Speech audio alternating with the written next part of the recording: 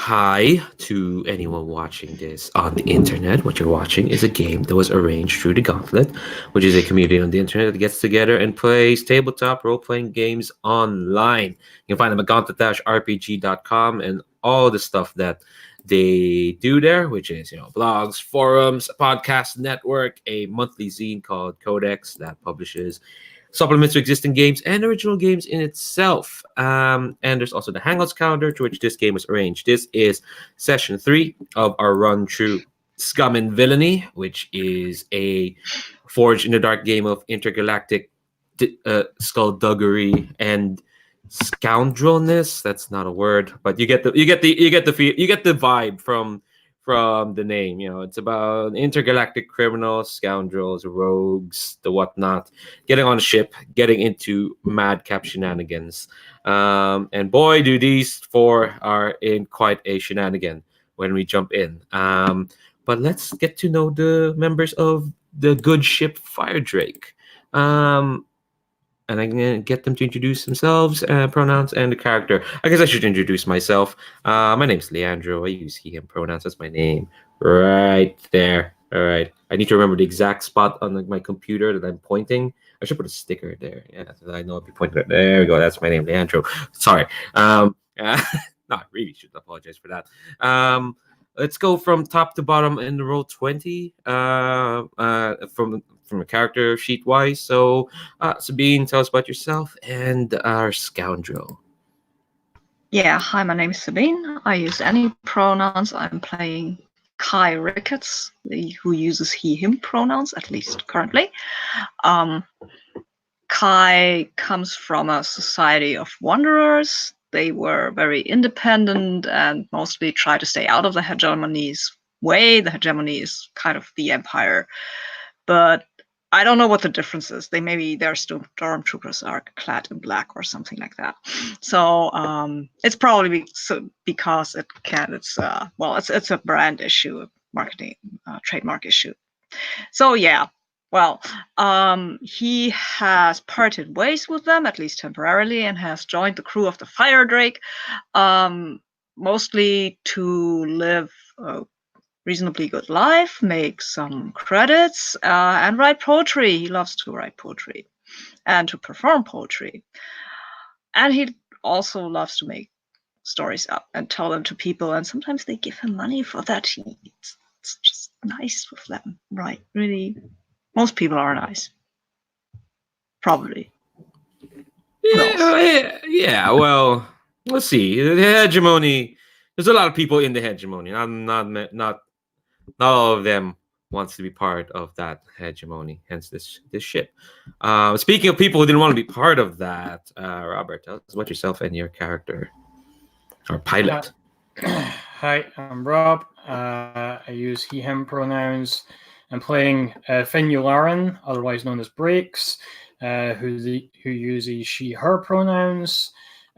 She is a daughter of a noble family who didn't really like the rules and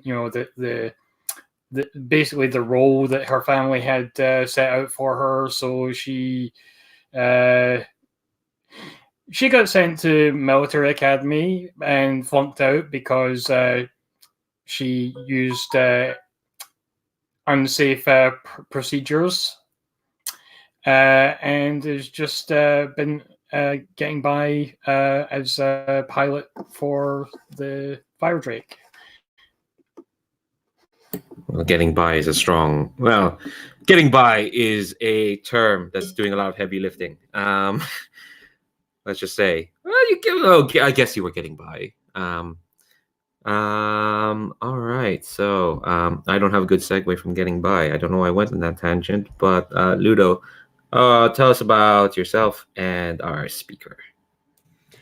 I'm Ludo. I go by any all, and I'll be playing Lay Astra. That goes by she, her. She used to be a figurehead and sometimes elected leader of a mining collective out in the fringes that had gathered a lot of different colonies that they were neglected by the central systems, and they were able to prove way too successful, and they served as a model to independent local democracies on the fringe.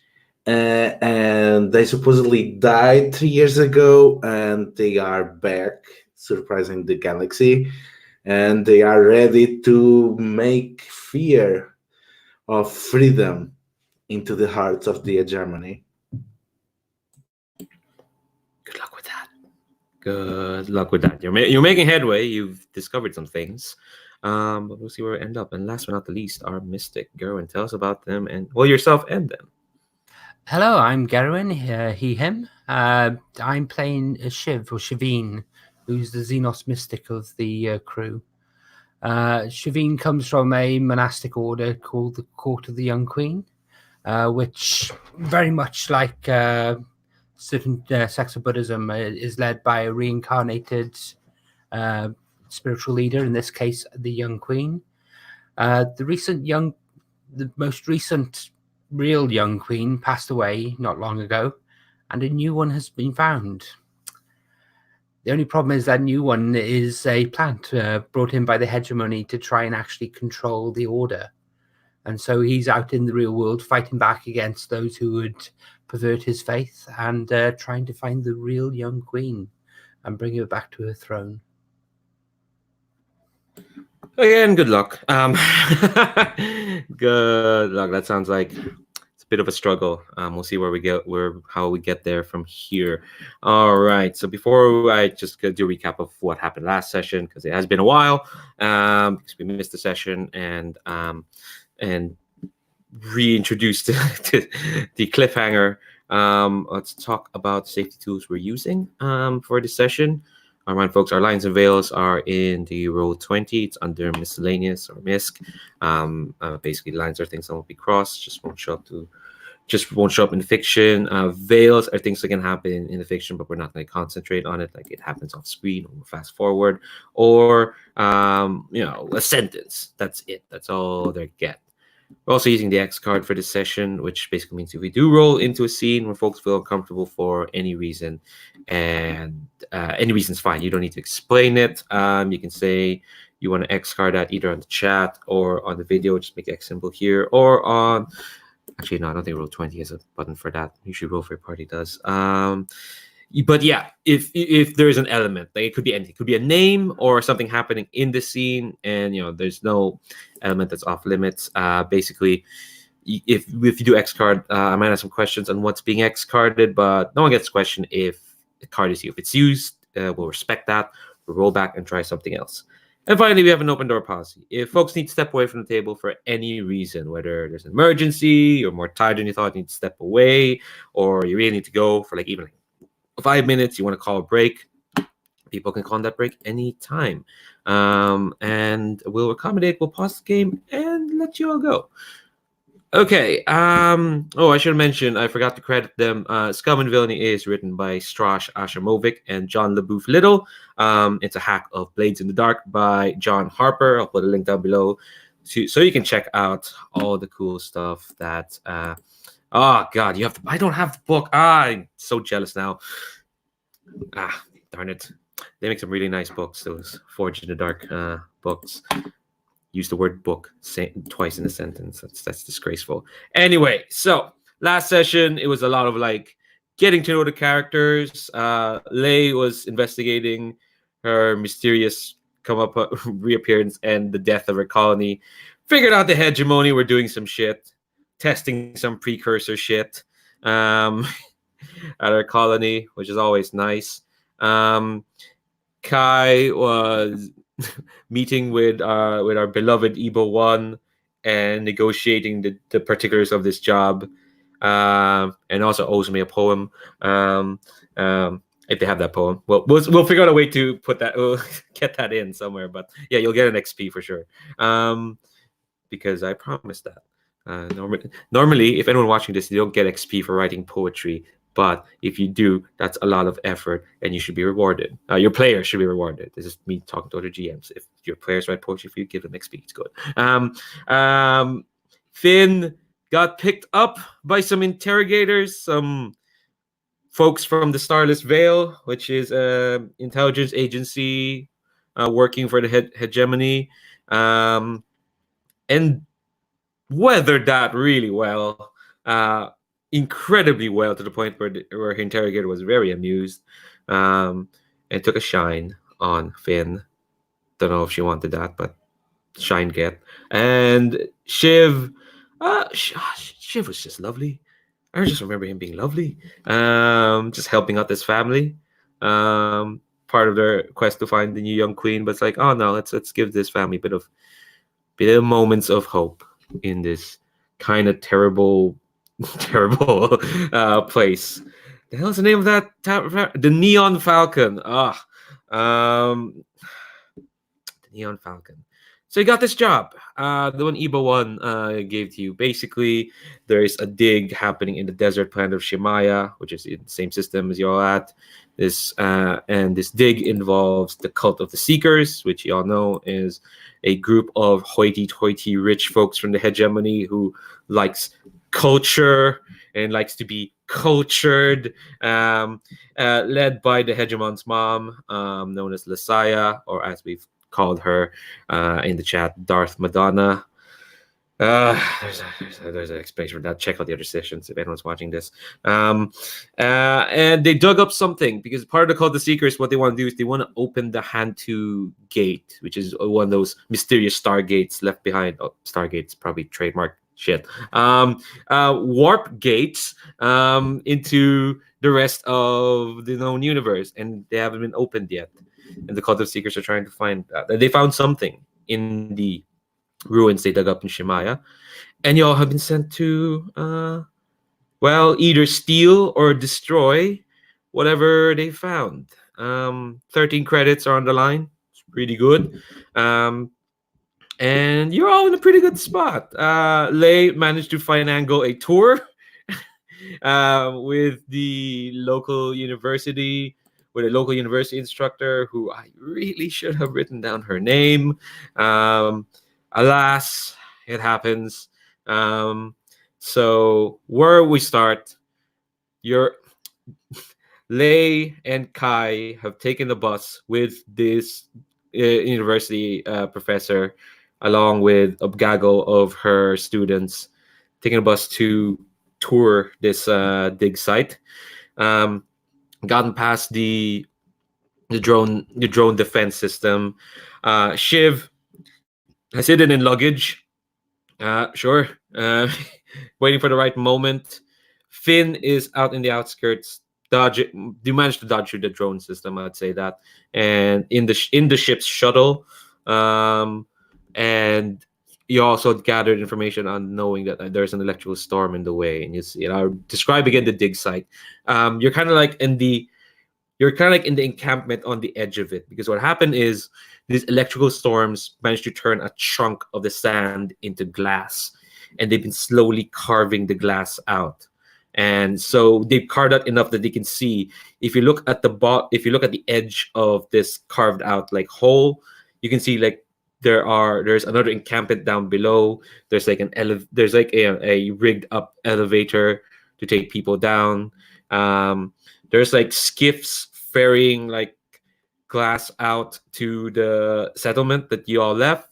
Above you is the White Whisper, which is the Lasaya ship. Nearly called her Darth Madonna there, but I shall stay strong and will refuse to call her otherwise. So it seems fine. You see at the bottom there is like an opening. It looks like a cave until you realize that the hole that's going into the underground is like flanked by these tall like glass walls, not sand turned to glass, but like actual glass walls that look like they're filled with sand. So that's kind of like, that's the structure they've uncovered. And there's a ship oncoming. I think Lei and Kai can see this because last time they saw the ship, they had just barely skirted it after they escaped from prison. It's this boxy nightmare of a collection of cubes that y'all know is called the Sky Abundant. And within that ship, it's the personal flagship of Warden Rochelle, the aforementioned warden of Isotropo Max Secure, the prison the three of y'all broke out from. Yeah, sure, you didn't. You blew up their comms unit, and then Kai was very blatantly like, yeah, you should just not be a prison guard. It's not good. It's not good. It's bad system. It's bad mojo, so to speak. So I think I'm gonna frame where everyone is. So you just got the two of you have just gotten out of the bus, Lei and Kai. Shiv, you're still inside the bus luggage, and you can feel the bags being unpacked around you. The university professor is talking to like one of the guards outside the embankment, outside of the camp on the edge of the embankment, and Finn. I think you have a better view of the place because you're in a shuttle, so you can see the Sky Abundant is like it's making its way down from the atmosphere, and Lei, you're next to the professor and they're haggling, and you hear one of the guards go, just look up, probably at the same time you look up and just say like, what the hell is she doing here? And this guard's friend is like, I don't know, it's not for us to speculate. I don't know why these guards are talking like this. Is Finn within talking reach? Ooh, let me check. His communication devices, I think, would be a free one, aren't they? They're not free. Your communicator is not free. I'm thinking of a different version then.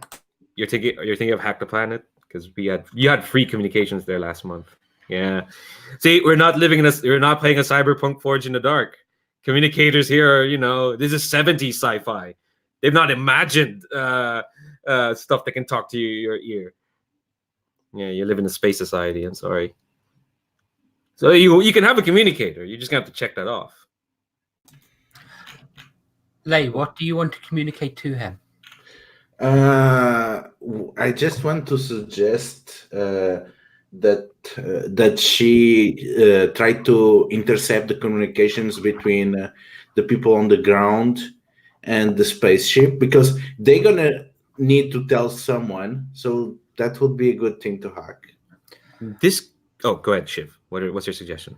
Well, having listened in on his thoughts as he's thinking that, I'm going to transmit those thoughts to Finn. Okay. Yeah. This is a role. There's a risk to this. It's. I think everyone outside, including the students, can feel the situation is going to become charged because of this ship coming in. So yeah, if you want to communicate your thoughts, what are you rolling with? I think I know what you're rolling with. Rolling with the tune. Hell yeah. This is definitely a risky standard. I think you're in a risky position. That's what the engagement role got you. Okay. So this is still risky. Do you want to push yourself or get a devil's bargain? No, I think in this case I'll just roll a standard. Cool. Oh yeah, I remind folks, y'all have 3 gambits. To remind folks how gambits use. A gambit is basically an extra die. And I fail. Oh, buddy. 2 3s. Okay. All right. So what does it look like when you try to communicate the thoughts? Each other's thoughts. I think I project my thoughts, and I think I actually don't connect with him. I connect with someone else instead. Here's what the voice says in your head. Sloppy work. I expected better from the Queen's Court. I will smile. There are other things I am much better at. It would be unsporting to reveal you right now, so I'll give you the chance to show what you have. And I think here's a complication. I think until you manage to like change your you change your circumstances, anything you do, Shiv is going to be in a desperate position.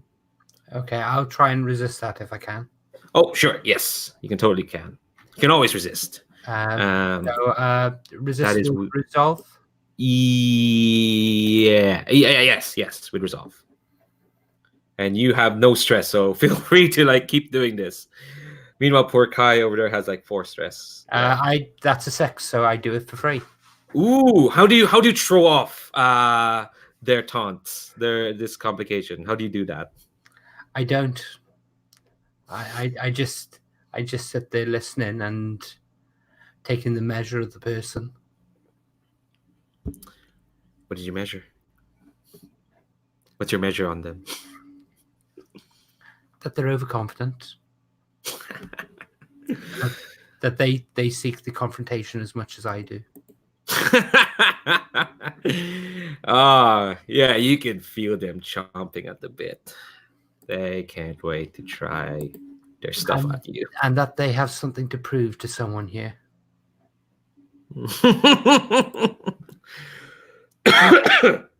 Oh, God. All right. So I think... So you still won't be able to do it. So, but you've definitely... This person's attention is now peaked. So I think... my other suggestion, because this didn't work, is that Lei, maybe you can invoke a flashback to like warn Finn about like, oh, check out their communications. Would you want that, Lei? It's a suggestion. I think I'm gonna spend a stress to invoke a flashback, and we see as Finn is getting ready for standing on Overwatch, that Lei remembers something and turns back. Oh, another thing. They probably have some gunships that we don't know about, or they may be in contact with reinforcements on the other side of the planet. It's probably too risky to stay on their line, but if something sudden changes, I think you should hack into and intercept their communications, and so that we can get ready. Sure, I'll give it a shot. Well, hopefully you don't need to do that.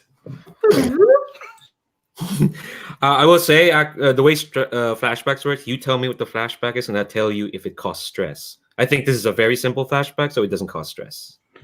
Okay. Because there's no roll needed, because you're just giving Finn a heads up. So yeah, we don't have to go through the... Oh yeah, just to explain this, Sabine, I don't know if we explained flashbacks, but flashbacks, because you don't plan out every detail of the plan, you can say like, oh, I want to invoke a flashback saying I totally prepared for this complication. Like say these 2 guards accost you and you say, oh, I flashback and I bribed the both of them. It's fine. It's good. And then you're going to make a roll. And I tell you, depending on how complicated the flashback is, how much stress it costs to make that flashback. So that's another tool you can use. Okay, thank you for explaining that. I was vaguely aware that you might do something like that, but it wasn't something I had in the foreground of my mind. Cool. Yeah, there's a lot of tools in this game. So we'll cut to you, Finn. So with that knowledge in mind, what do you want to do? So Finn is gonna like once she sees the warden's ship show up, she's gonna hack the communications channel to try and see. She's probably gonna try and jam it so that they can't like get a signal through to the people on the ground and tell them telling them about it. What does that look like when you're jamming? I think basically I'm flooding, I'm flooding the channel with space rock music. Okay. Given that you already have a knowledge of their communications network because you patched into that. Actually, no, that was with a ship. You're in a shuttle. So I was gonna give you like risky grape. I think no, I changed my mind. It's risky standard for sure. Do you want to push yourself or take bargain? I will push myself. Okay. You can also take a gambit if you want. I'll hear a devil's bargain. Okay. Well, yeah, but the thing with the devil's bargain is either that or you push yourself. But I can hear the devil's bargain and not take it. Okay. Storms are always fun, aren't they? This is the bargain. I'm going to put the storm as a clock. I'll So I think take you'll it. see it from there. Okay. It's you didn't even hear how many ticks are on that clock. I'll take it. It's 6. All right. The clock is going to be on the Firedrake sheet because I should have had time to figure out how to put in the roll 20, but the clock's going to be in the so electric storm, yay. There we go. So that should give you with 2 dice. You're doing hack, right? Yeah. Risky standard. Risky standard plus 2 1. dice.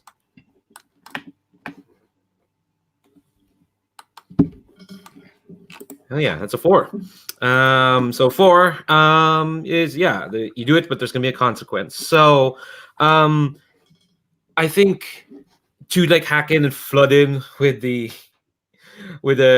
rock music. So basically what you're trying is you're making sure they're gonna be distracted or that they don't tell me again, what was the goal here? It's to distract them or to like, just check it? Yeah, Okay. it's to distract them, cut off communications between them and the ground so that they can't coordinate.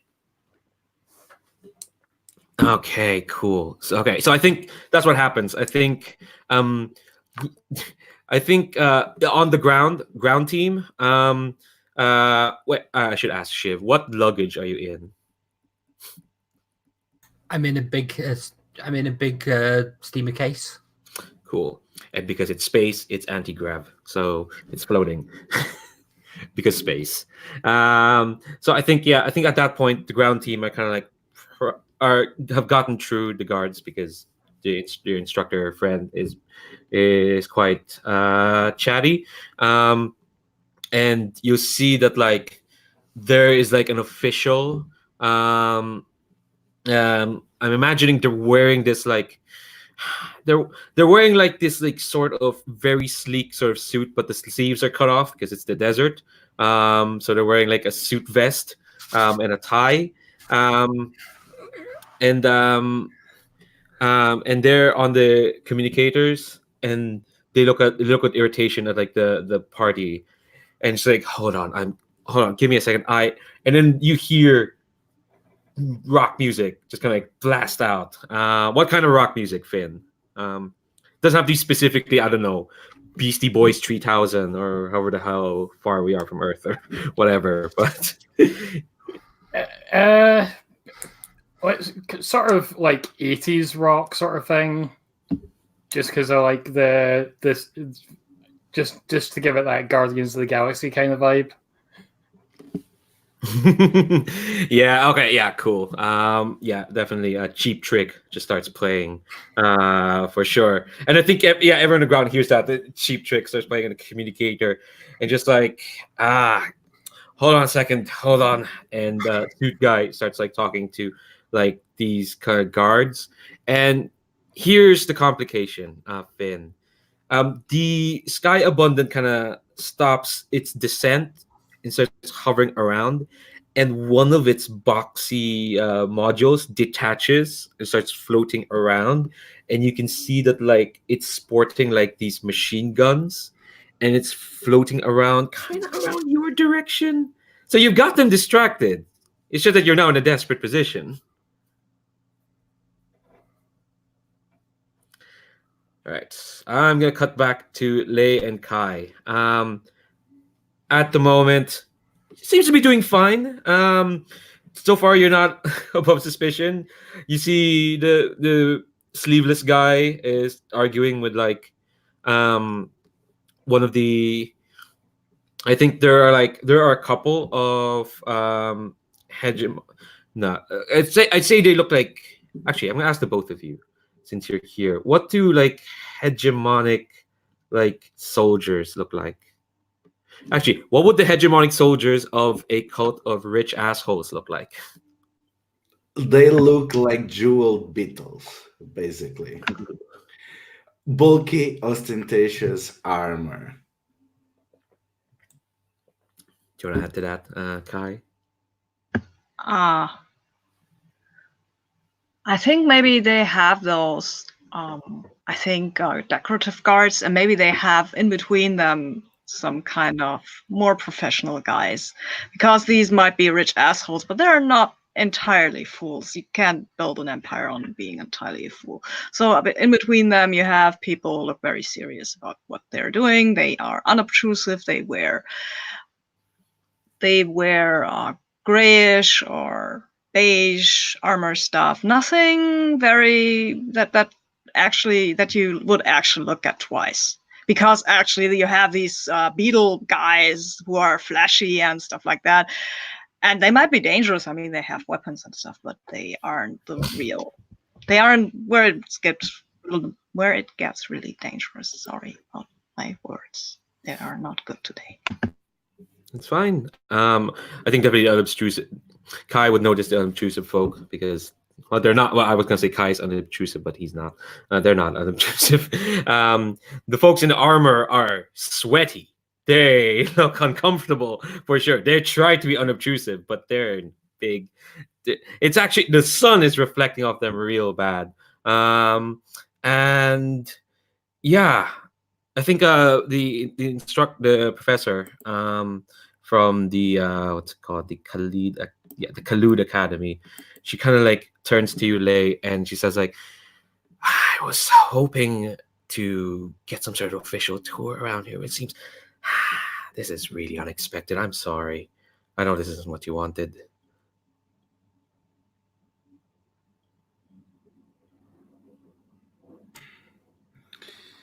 Well, it's outside of your control.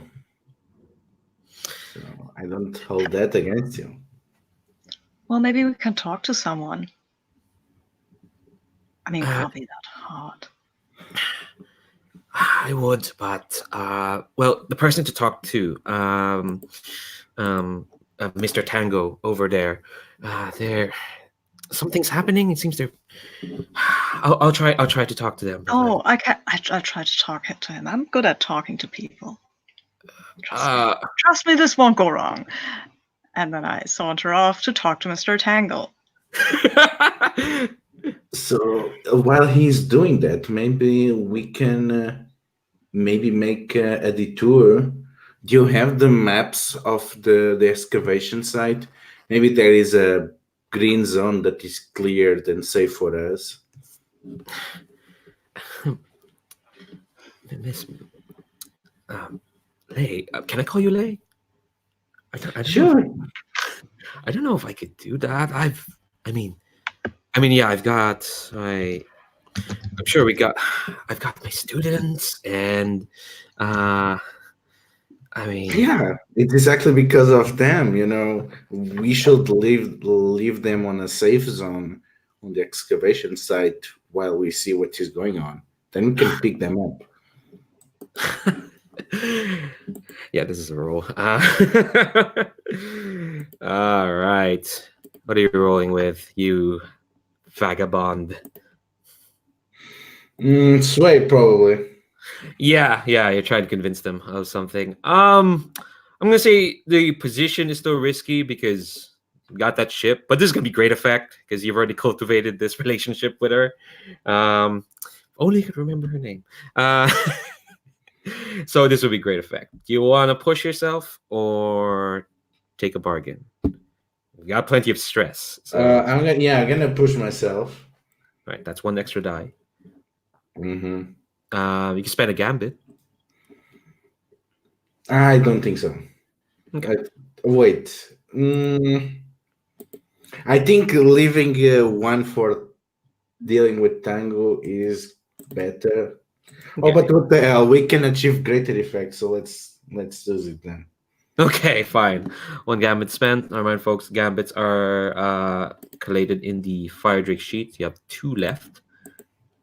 Shit! Wow! Wow! Wow! Wow! Wow! Oh my god! Wow. I think okay. Here's what happens. I think your professor friend giggles and giggles. She's quite overwhelmed by your charm, and she says, "Oh, please, if I can call you Lay, call me Cadence." Well, the thing with my program is like they're adult. They're kind of adults. They're all sorry. We can. They'll be fine here. Your friend can look after them, right? I know a place where we can go. This we're sure to really interest you. And I think before you can even respond, they're gonna grab your hand and drag you off to wherever, and we'll come back to you. You can resist this, by the way. I won. You won't? Okay. Okay.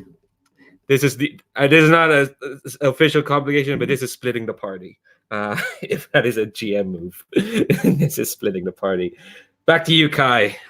You don't know this is happening because you went off to talk to Mr. Tango, Yes. who is arguing with this jeweled-looking motherfucker. He's a scarab boy, who looks like they're like a head of security or something.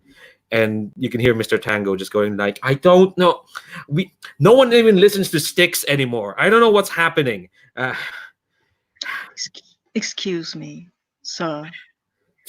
Hold on. You have been pointed out to me as the responsible party for this whole operation. Isn't this amazing? You must feel like the king of the world here. I have never seen such a sight. The colors, the richness, the beauty, and all that history. I cannot contain myself with joy and admiration. We came here for a tour of the place. Please tell me that this is not cancelled. Please, I'm begging you. This is the best day of my life. You're rolling with this. I think I know what you're going for. I'm using sway. Oh. I think that's sway. Also, wait a second. I have to scroll here. I'm on my laptop and I have to use a touchpad, and I'm not very good at that. So, No worries. No, I don't want to talk myself out of trouble right now. Do you have a devil's bargain for me? Yes. I think the devil's bargain is if this goes along, he'll give you the tour, but your luggage is gonna have to be left behind. That's fine. That leaves Shiv free to do his stuff. I like it. I'd take it. Yeah. I will say right now, if folks splitting up in Fortune of Dark games don't go too well, Okay. you want to take that bargain, okay? I think I'll still take the bargain. I mean, come on. Okay, all right. What can go wrong? And come on. All right, this is a risky. It's a bit limited. Well, no, it's standard. I'd say standard. I was gonna say limited, but the distraction that was a success. So he's like sufficiently flustered. So this would be a risky standard. Cool. So I'll submit 3, and let's say that goes a little bit better. I've got. Hell yeah, that's a 6. Oh, when you roll a 6 on a risky roll, you get a gambit. That's how you get gambits in this game. Cool. Ha. So you're back to 3. And the nice thing, you're back to 3. Oh, you didn't take that ability. I was gonna say something else, but yeah, you're back to 3 gambits. Didn't they take it? Didn't Lei take a gambit out? I'm not sure. Yes, Lei used the gambit, but you get one because you rolled a 6 on a risky roll. yeah, That's how I you know. get them. Cool. Yeah, I know. Okay. So you're back to 3. So yeah, on the 6, you do it.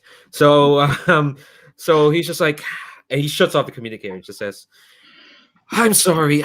Sorry, what was your name?" My name's Kai. Kai. Okay. Kai. I feel Yes. yes, you're part of Professor Yes, I'm Professor part of Caden. her group. She's amazing. Oh my god, yes, she's amazing. She's Everything nice. is amazing over here. This is just the best. Like, what is that vehicle over there? Okay, all right. Could you gather your students and hold on? I'll come bring you the vehicle. Whatever you need. We'd like to maintain good relations with the Kalud Academy. Yes. We just want to make sure. Yes, we will be so grateful. Thank you, sir. You are a prince among people. May I shake your hand? Sure. I will say so. Only my mother is allowed to call me a prince. I'm merely Mr. Tango. Oh, I apologize. I apologize, sir. I apologize deeply. I did not mean to overstep. All right, I think yeah. So he'll gather you and the students, not even noticing that Professor Cadence has run off. That leaves you, but the luggage. I think that because the defenses are a bit, they're a bit inky around. They're gonna leave the luggage behind, and I think Shiv, you'll feel that the gaggle of students are kind of leaving you behind. What do you do, Shiv?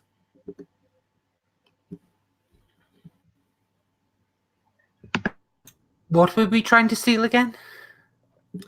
You're trying to steal or destroy whatever they dug up in this expedition. Now, you feel free to like do a flashback to actually figure out what the hell it is if you want, so that you can be more sure. I would actually like to do a different flashback to an acquire item, acquire assets, if I could. Yeah, sure, definitely. Remind me, because this is a downtime activity, you have to pay cred for that, right? That's right. Yes. Yes. Do you have cred? I should have just given you I cred. don't. Since you paid it. I think the The crew. ship has cred. The crew Yes. has cred though. Yep. And I'm banking on the fact that we're hopefully going to get 13 out of this. So. Okay. All right. 1 cred down. So, flashback to the downtown, the bars, and there's a load of troops haven't gone off duty. They've gone out. They've had a night on the town, and one of them drunkenly stumbles into an alleyway, puts his hand against the wall. There's a zipping sound. You can hear fluids being excreted. He stops. He looks up in his elaborate golden, jewel beetle armor, and it zooms in on the actual panes of his glasses, and his eyes blur for a moment, and then there's a bonk as he gets hit with something hard over the head. All right. So the asset I'm trying to acquire is a copy of this ceremonial guard armor. Nice. All right. I'm using is scrap. Okay. All right. So I think, well, the thing is, this won't be acquire asset then, because acquire asset is specifically your role crew quality to like buy or rent something. If you want to just acquire it, this could just be a flashback to scrap. So you don't have to spend the cred. Okay. So yes, it's a flashback to scrap then. Okay, cool. I would say the flashback itself is probably 1 stress. This because this could go either way. Okay. I think you still get it, but what the role is going to determine, which is the scrap roll, is how conspicuous you were, or at least how if you got into a scuffle, you know.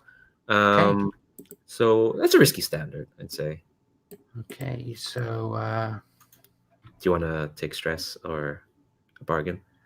I don't have that many bargains. I realize running these games, I'm not good at bargains, but it's up to you. Anyone else has bargains? I have. Well, I can't put forward a bargain myself, can I? You did last time, so there's Okay. precedent. You did it to yourself. I don't know why, but you did. Can we start a clock for that? He gets discovered. Yeah, and I think make quite a low clock as well because. Oh yeah, I was thinking it's definitely a 4-step clock. Yeah. Because this is one of the guards for the. Wait, for the but if he army. fails to acquire the armor, then that devil's bargain has no weight. Oh no, No. the armor will be acquired. The roll what roll Okay. to how much this clock fills up. Or originally, before even the clock, it would just determine how if they're still gonna get it, but just if they cause a scuffle, if they cause a disturbance. So it probably is going to determine how much heat it actually generates. Yes, that's it. Yeah, heat. You've got a lot of heat. Well, not a lot. So that's a 5. Nice. All right. So I think what I'm gonna do is you're gonna get it, and I think it's like it takes 2 bonks instead of 1 bonk. For sure, but you're gonna get it. So I think what's gonna happen is I'm gonna put 1 tick in the secret guard clock, but you're gonna get it. So we cut back to Shiv in the trunk with the armor. He opens up the trunk. He goes to the door. He opens up the back door. Checks if anyone's watching. Slips out and then turns and instantly looks like he's actually inspecting the inside of the truck itself and the bus, the hover bus. Mm-hmm. He'll stop. He will then turn and actually walk into the compound itself when he feels that he's given himself enough time to actually establish himself. And I'll go and actually look to I'm surprised that the others aren't around here. So I'll go and actually try and find them. Yeah, tell me how you do that, then I'll cut back to Finn.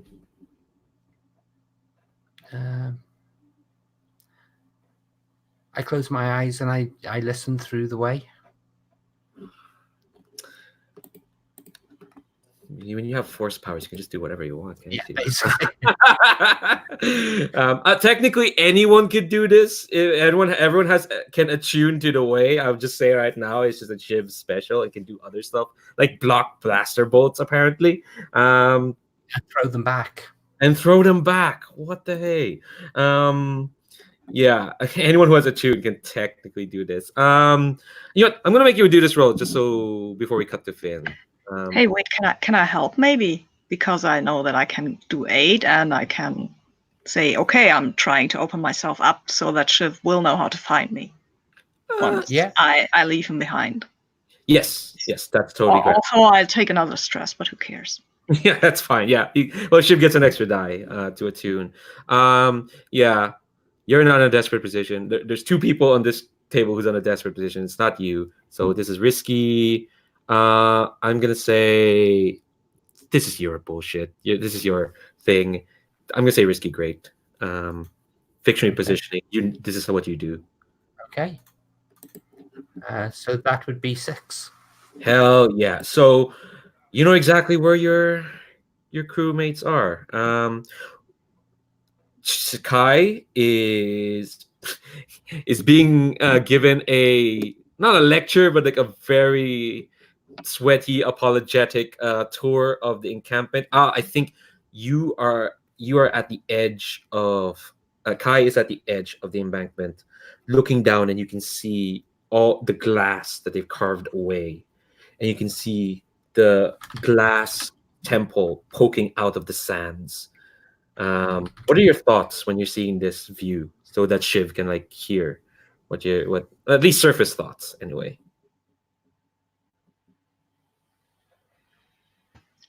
Okay, so I'm seeing this temple, and that's what I'm thinking about. Well, that seems to be a temple.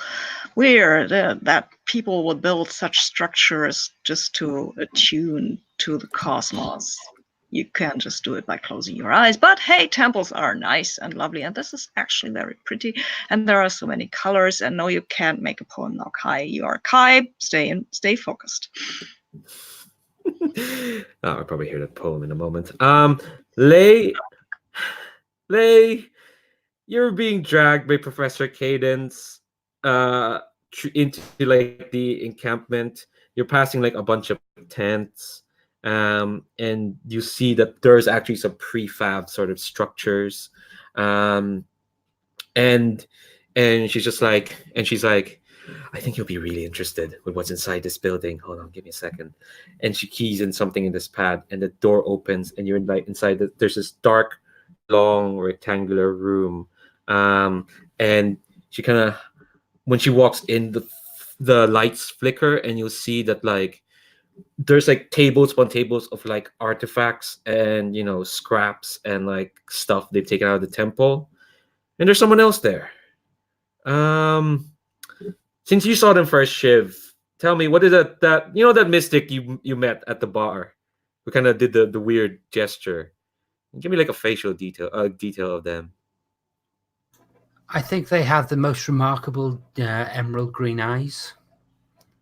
But when I say emerald green, they are quite literally jewel-like, and that the irises are like little facets of a jewel. I think. Hold on, I'm looking through my name generator. No, that's fine. I think the professor is kind of just like surprised. It's like, oh, I didn't know you were gonna be here. And this person with this gimlet emerald eyes kind of sees the two of you, and just smiles and says, well, I hope I'm not intruding on anything. I think their eyes lock onto you, Lay. For sure. And Go on. No. What are you gonna say? Actually, it depends on what they are going to say. I want to introduce a thing. Okay. Tell me someone you remember from Scotty's Vale.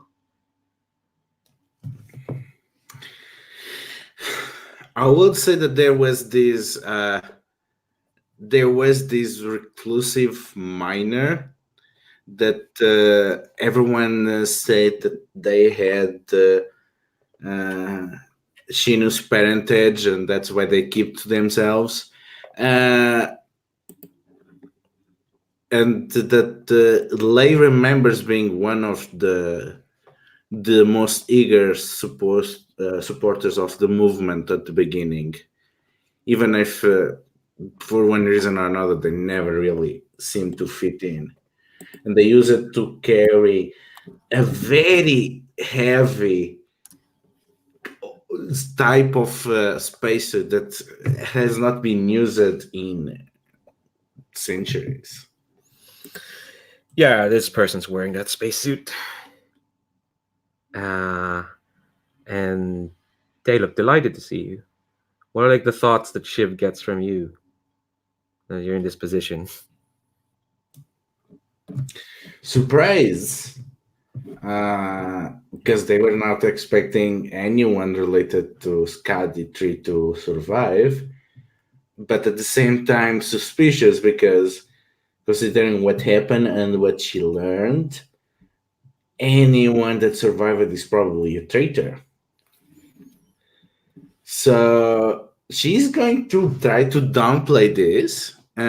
She's going to play the role. So she's gonna leaning on Cadence and kind of reaching for her hand and like moving it away as his eyes go to it, and looking down as if playing the role of the expectation that they were just looking for a place for privacy, nothing more, definitely nothing more. All right, so let's Shiv. I'll come back to you because I promised to get to Finn. But Shiv, you get that info. Finn. So this big blocky scout vehicle is detached from the sky abundance. I think I can imagine your shuttle's blending in quite well in the desert. Actually, does it? Actually, no. You tell me. It's your shuttle. I don't know. If it had any kind of stealth on it. So I mean, it would just have been attached to the ship and probably has sort of standard colors for the Firedrake. Sorry. Chat's making jokes again.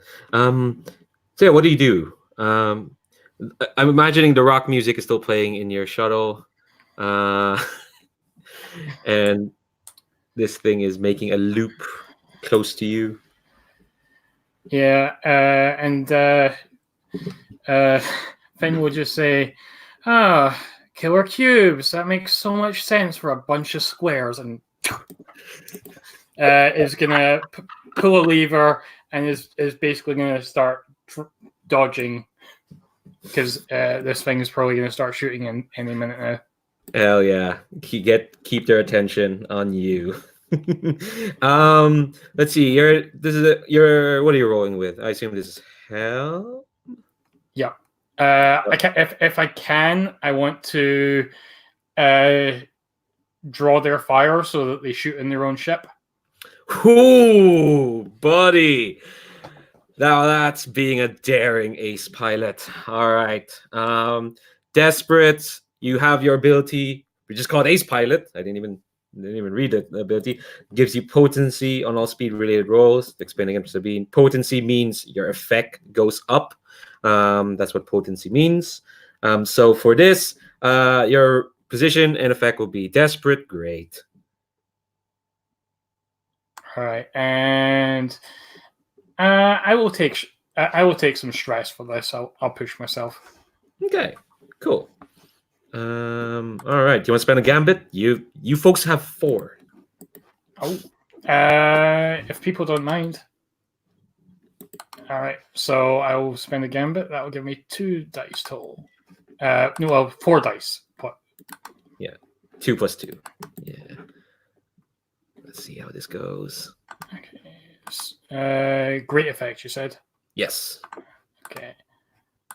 And 2 and. Hell yeah. That's a 6. 6 on a great effect. Oh, buddy. And you get XP. And you don't get the gambit. Do you get the gambit back? I think that's only if you crit. No.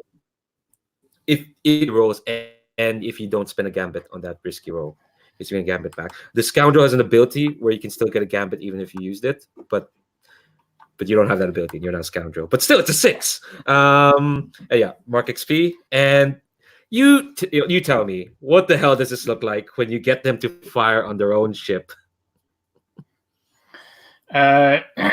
So I think it's like it's just I'm waiting for the hearing the lock on sort of sound, and then when it fires, I basically let the do a sort of what is it, the crazy Ivan or something, when you just flip around and fly over them, and they end up shooting at their own ship. I'll say that won't take out the ship. I'm gonna put a clock, sky abundant. It's the 6-step clock. You're halfway there because you got a great effect. So I think it lilts as they kind of shoot their own ship in a particularly sensitive part as you do your crazy Ivan. I think hold on, let me put it the clock. But what's gonna happen is that guns have fired off. So I think an alarm kind of goes off, and I think Kai, you'll hear Mr. Tango goes, What the hell are those isothermal is doing. I told her radiance that she shouldn't have them here, and oh no. I Mr. was one Tango, who I believe okayed you them should to go and check. You should go and check this out. We will stay here. We will not touch anything. You can trust us. Just go. I mean, Really, you should. You should be on top of things. With you there, who would? Everything will be fine. They need your guidance now. I don't know. You know what? We've gone an hour, so let's take a break. Well, I think this is probably a roll, but Yes, probably. yeah, probably. But let's take a break now because we've been here Okay. for an Yeah. hour. Yeah. So Good idea. let's come back at 45 to. Okay. So Cool. that's it's just 45 to, or 45 past. Actually, 45 past, not 45. That'll be 50. Basically 45. There we go. Whatever. 45. Right.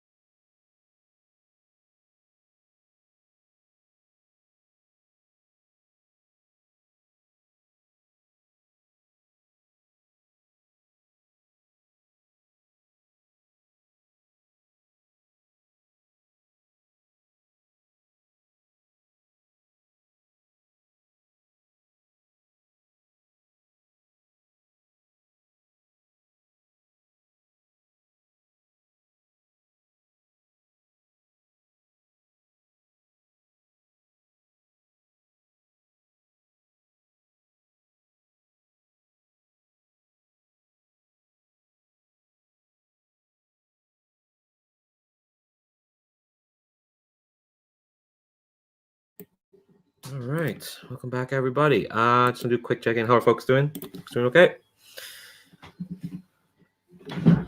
All right, so back to Kai, who's trying to convince the Mr. Tango to like feck off. Basically, is that the? Yeah, That's he a should absolutely go and be somewhere else and leave us alone over here where we all totally and absolutely stay. okay. I mean, All right.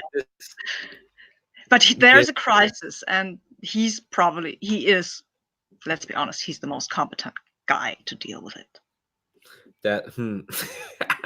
All right. What are you rolling with? What action rating? I'm rolling with Sway, and I'm spending a gambit here because spending gambits is fun. Hell And I yeah! haven't done it yet. Extra die. See, it's gonna be. Let's see. It's still risky. You're not in a desperate position. Still risky. A great effect because he's discombobulated by this attack that's happening. So it's risky. Great. And I have a bonus dice for the gambit, right? Yes, it's right. Yeah. I want to have 6 bonus dice, but I guess that's not allowed. Hello? Ooh. Oh my god, that was terrible. Wow. I can try to resist that, right? Yeah, you can resist the complication that's about to happen, but that means that what happens is you resist the complication, in your case, whatever I'm going to throw at you right now, but you're still not. It's still not going to be a success. Okay. So here's the complication. You hear this rather sonorous voice just go, "What the hell is going on, Tango?" And you don't know how you didn't notice her until she spoke, but you kind of like turn to actually no, rising out from the elevator that they created an embankment, rising up from down below. Yeah, you know what? I'm doing one of those things where it's like paint the scene, but paint the character. So all the 4 of you can give me a detail of of our dear Hegemon's mother. Lasaya, and I won't mention what you all talk about in the chat. I promised myself I shouldn't mention it. I think she wears a slimmed down version of the beetle armor. Like, it's not really an armor, it's more decorative. But it looks a bit like that. Look, just cooler.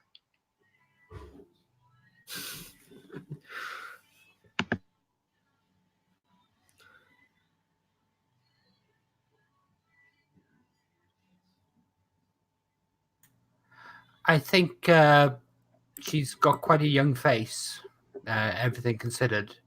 But the rest of it, you can see quite apparent that most of the rest of her body is bionic.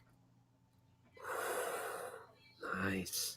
I think she has a sort of fiber optic hair sort of implant. So her hair just sort of changes colors. Jesus.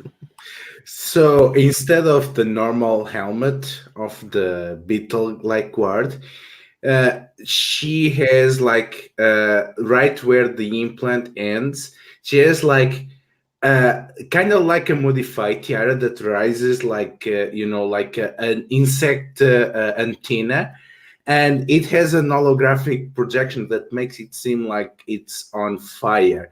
Not only that, even looking at her, you know that distant haze on the air on a scorching day. You get that just from looking at her.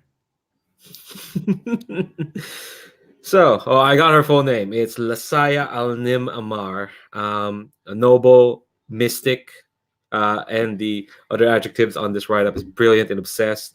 And she looks at Tango in a way that should make you feel pity for him, because he just kind of cowers, just says, it's just a little complication with the warden.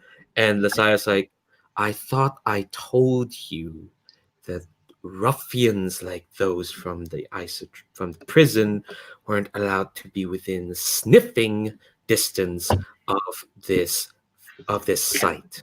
Who is this? I am Kai. Oh my gosh. Oh my gosh. I'm actually talking to you. I'm oh this if I never live to see another day, I will die content. I will fall to my knees and look at her in a very adoring manner. Say, this is I thought this was the greatest day of my life already, but now my life is complete.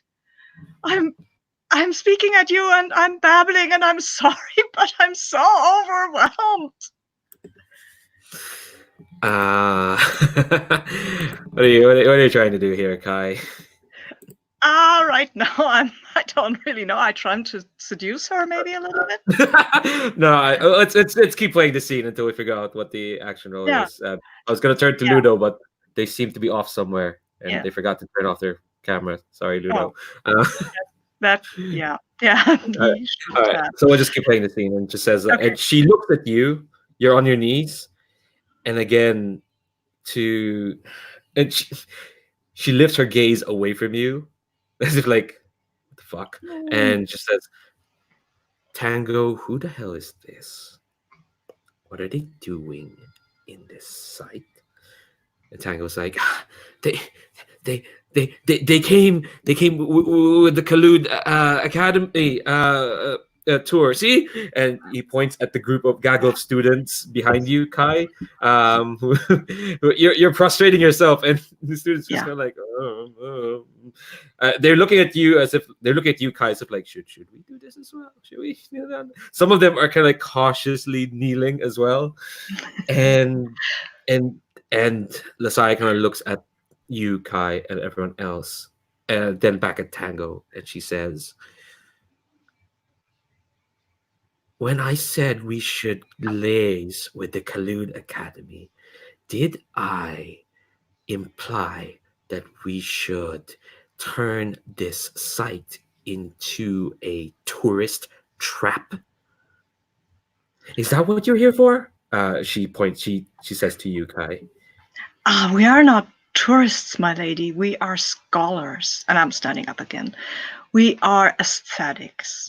We came here to admire, to learn, and of course to bathe even in the reflected presence of your own glory.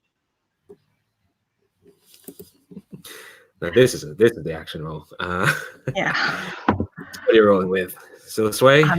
Yeah, sure. I'm rolling with sway.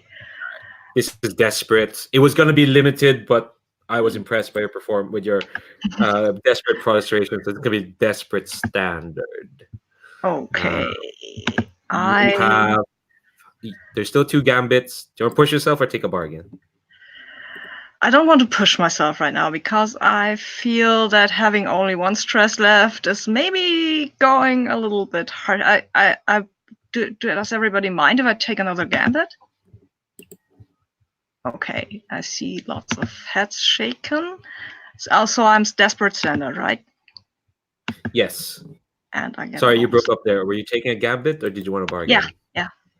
Oh, sorry, yeah. Yes, I'm taking a gambit. Oh, I should mention. I would like to hear the bargain though. Okay, all right. I got 2 things. One, Shiv, because you know where Lei and Kai are, you can jump trouble. I'll give you that. I think because you rolled a 6, you can kind of like get a sense of what they're thinking. Right now, probably Kai's like, holy shit, it's her. We'll get to Lei, and then I'll give you the chance to jump in. But the other thing is Devil's Bargain. Well, simple. You hear a rumble of electricity in the distance. 2 ticks on the electric storm clock. Oh, I'll take that one. Simple I'll enough. take that one. Then I don't have to use a bargain. That's nice. Cool. You don't have to use a gambit. You can still use a gambit if you want, but cool. No, I don't. I've rolled a 5, so that's there's a complication, but it's fine. It's good. Okay, yeah, it's fine. But you still a success, so you still like sway, and you get XP because you're in a desperate position. You put it under your resolve. Yes. Let me check. It's a complication. Okay. So I think. Okay, so it's gonna be reduced. You're still gonna do it, but it's gonna be reduced effect because she walks. Actually, you said she's like light beetle armor, so it's not like a dress. You wouldn't wear a dress in the desert, right? Okay, No, cool. Yeah. So probably. yeah, It's probably it's an amalgam of both, I think, because I think she's a performer, right? So yeah. she wouldn't wear something that really actually obstructs her movement. This is made for a stage thing. Okay. Word Okay. forgetting. All right. So she kind of move. So it's limited effect. So what that means is just that your things could go bad quicker, but you still successfully swayed her. So she moves up closer to you. Her feet are kind of like she has this effect where the echoes of her footsteps on the sand just kind of like people just hear it. Nice. And she looks at you and says, "You may be a scholar as you profess yourself to be, Oh, but I'm are ecstatic. you? Oh, you're that kind of scholar. I'm a scholar Wow. of beauty." And I look at her meaningfully. May I say that your latest song, it is so deep and yet so it encompasses everything. You made me weep, and not many things do that, my lady. Tango, watch over these students. I believe myself and this gentleman here have much to talk about." And I give a shuddering breath, like, oh my god, she wants to talk to me.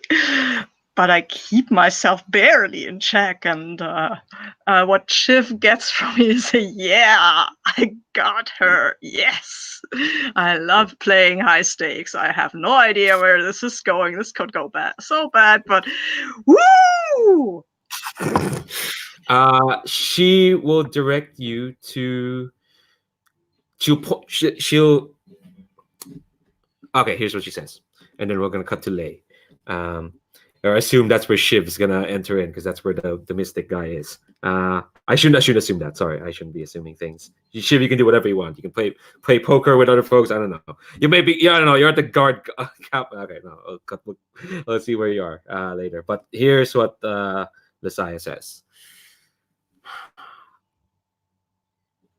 I'm glad to hear that that even in this insignificant rock, there's still someone who appreciates aesthetics. I want to hear what you think of what we found in this place. And she'll kind of like make a sweeping gesture towards like the elevator that they've set up, and there's what looks like a nondescript shipping crate there. And she says, "Would you care to join me at my ship?" Of course, my lady. Yes, I would be honored. All right, we're gonna cut away from you. When we cut back to you, you're gonna be on a skiff. Cut back to Lay. So this bloke who's wearing this armor, this spacesuit that you recognize with these gimlet emerald eyes. I'm gonna give you their name because you recognize who they are, unless you want to give them a name. Since it's someone you recognize. I'm gonna say Kerlandel. Ooh, write that down, please. And I'm gonna actually write that down in a note so I remember these names. Okay, cool. I wrote down the name of that prison guard, Simple Collective. We're never gonna meet them again.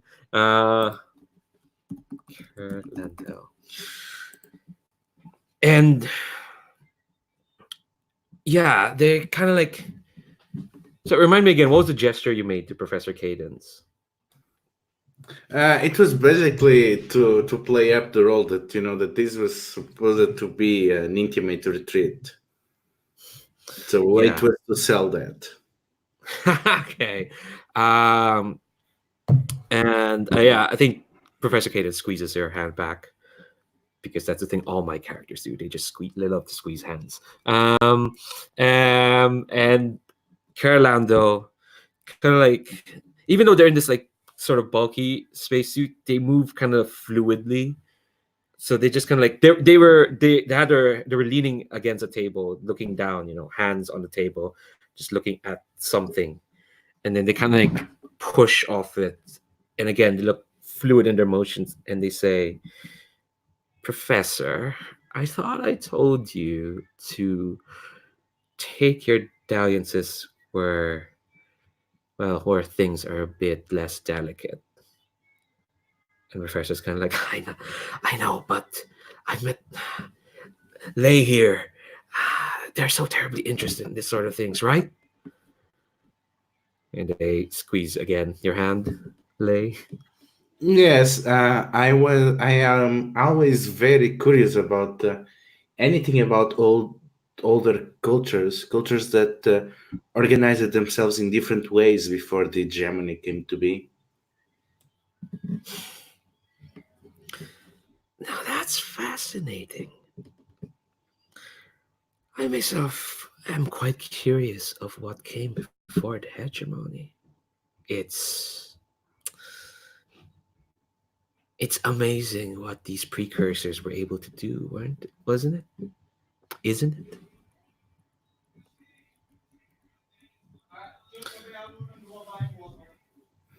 I'm less interested in what they did, but what we can do once we learn about their way of life. Well, you came to the right place. This is what this study has been doing in these sites for the past couple of days. And if Professor Cadence vouches for you, I don't see why we can't let you lend your expertise to our work. I don't know if I can be of much help, but I'll be glad to do my best. At least I think with Cadence by my side, I'll probably at least not get in your way. You feel Cadence relax against your your hold. It's like, oh, that's nice. That's nice. Um, but I think this is the point where there's some rule has to happen. No, nothing has to happen here. I think I'll give you this. You can tell Carolando is like kind of playing something. They're being a way too. They're being. I think Professor Cadence is just like, wow, that's very kind of you to say, Carolando. Can I just call you Ker, or it has to be? Oh, it has to be the full name. It's just a preference. So, what is the empathy check on this? The no, I think we'll just tell you it's like the way Carolando's looking at you, it's clear that like they're kind of playing along with what you're doing. This is why you're in a desperate position because even though Professor Cadence seems relaxed, it's quite tense.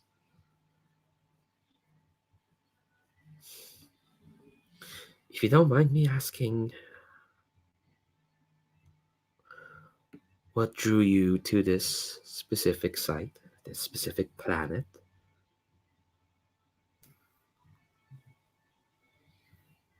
Oh shit.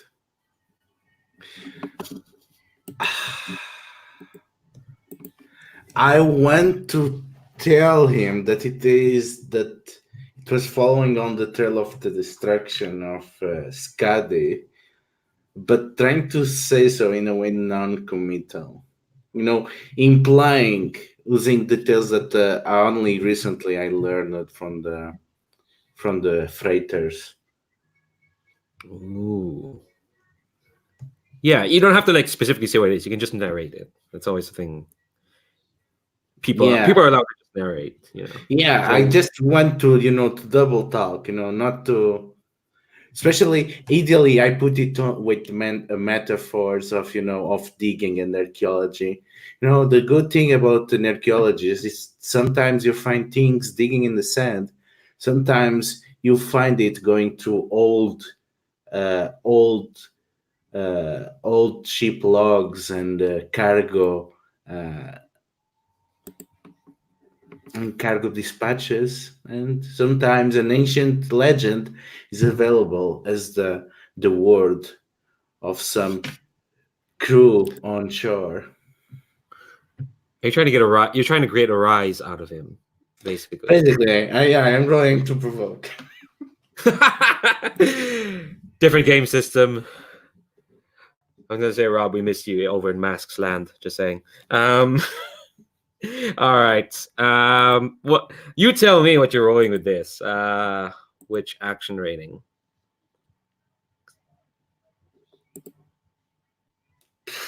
It's weird, but I think command is the most fitting. Yeah, I think so as well. You're in a desperate position. We established that. Yeah. I guess I'd say this is standard for sure. Yeah. I'll say this is standard. Do you want to push yourself or take a bargain? What is the bargain? Let's see. Well, do you like storms? No. Okay, That's cool. boring. I'm going to push myself. Okay, fine. We still have I'll to get think it, of right? Yeah, you have. Let me see. Yes, 2 gambits.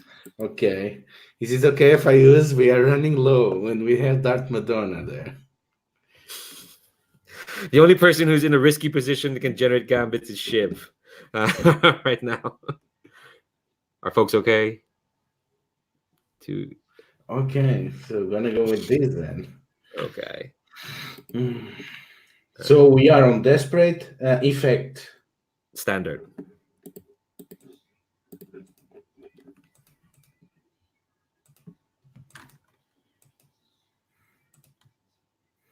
Wow. That's a crit. Okay. Crit on a desperate. Mark XP.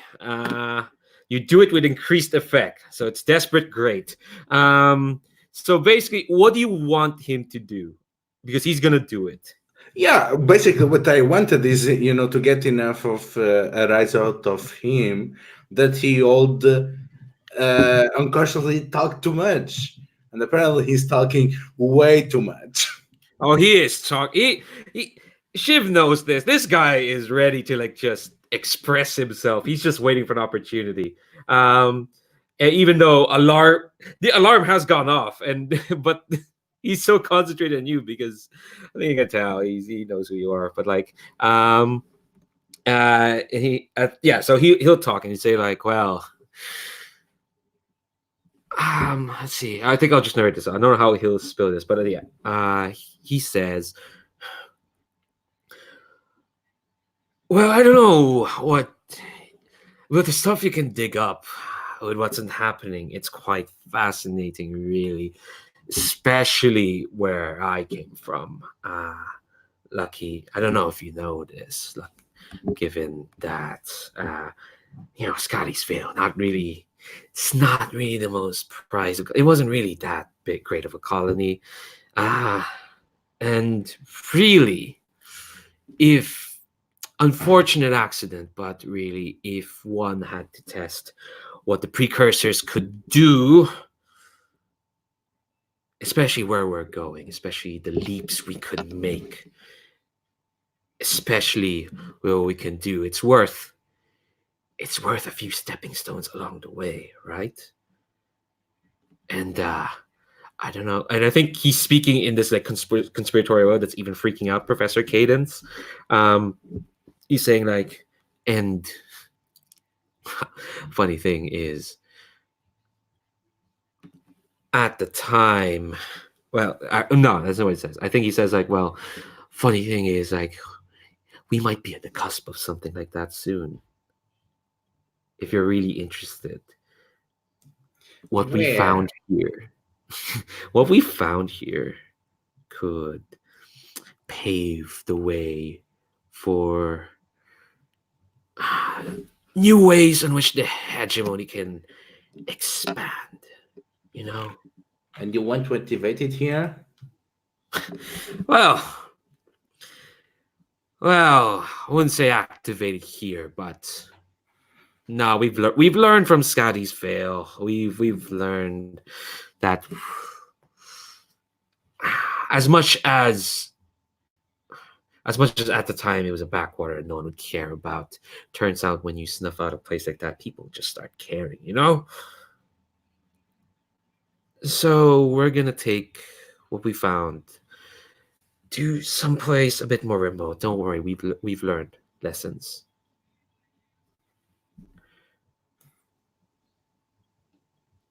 Well, there are people that have studied this extensively and they don't have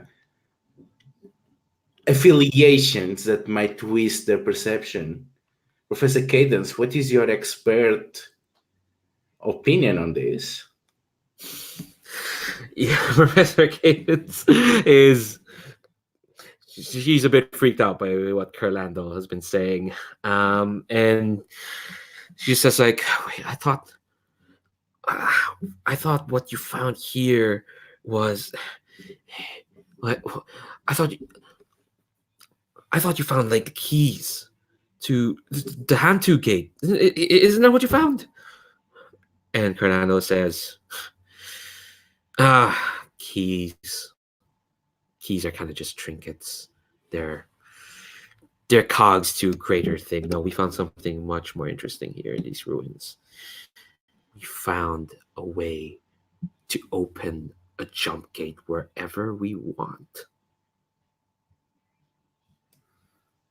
Is that even possible? Do you want to see? Oh, please, show me. That's when you hear gunfire in the distance. I'm gonna say, like, I think all the conversation happened before Finn decided to do their thing, and pew pew pew. Yeah, exactly. And Professor Kane's kind of like, my students, and Curlando is just like, wow.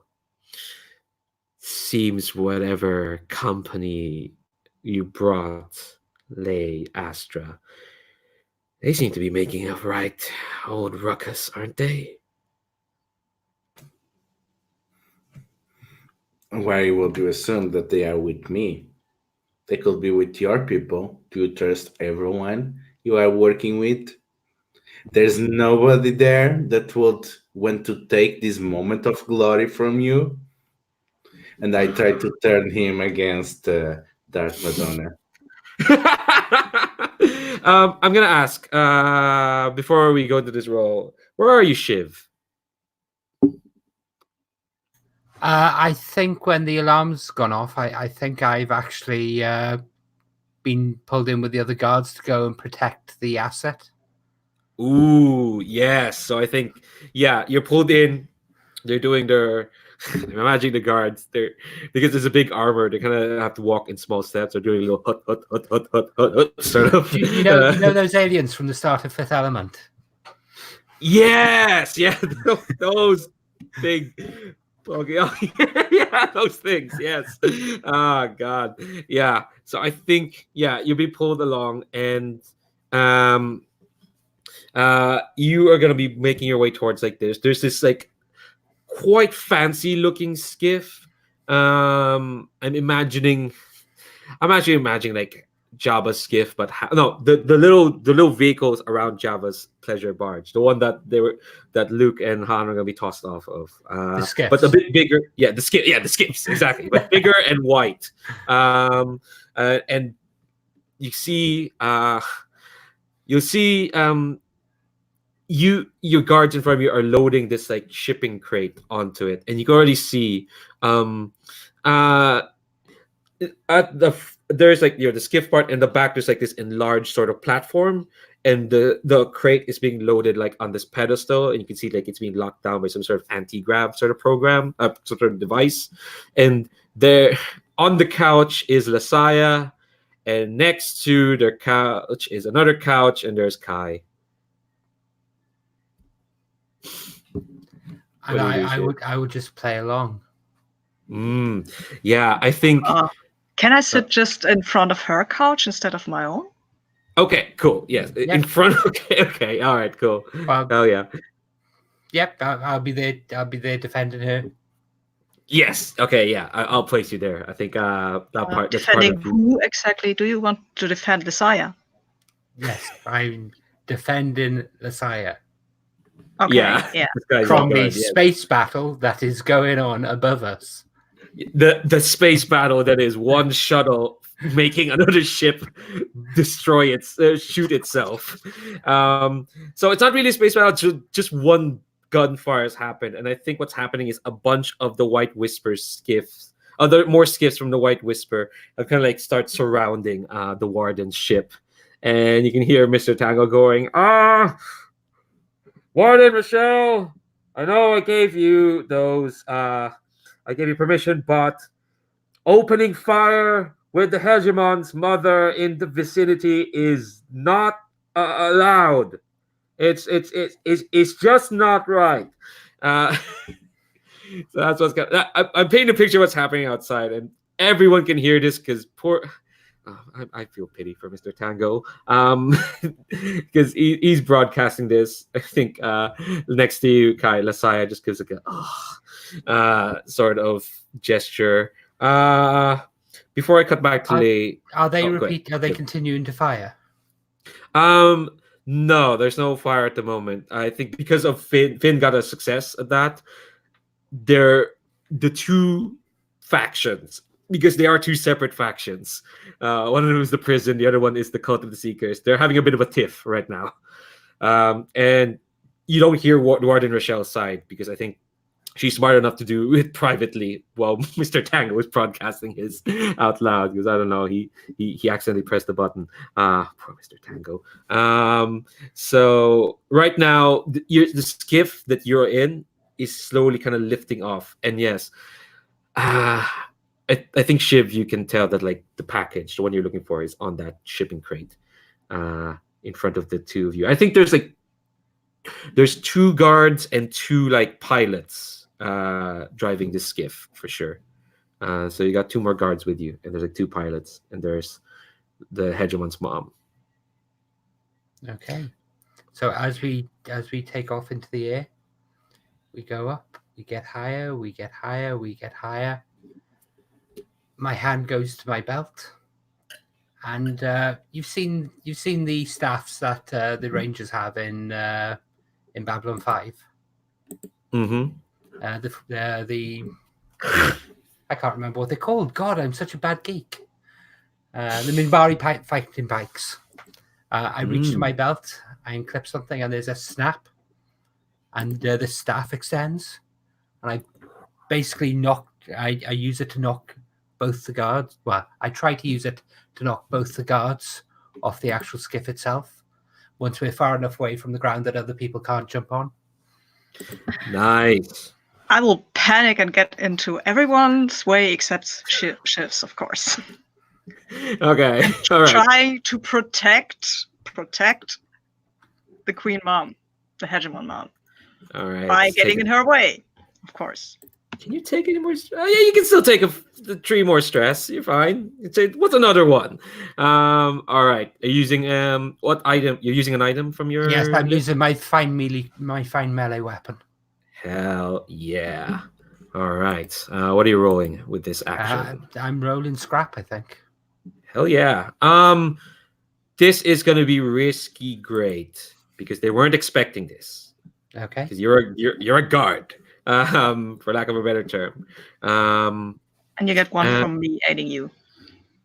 Okay. Yes. So 1 extra dice. Do you want to push yourself? Take a bargain? I'm going to push myself. Actually, I'm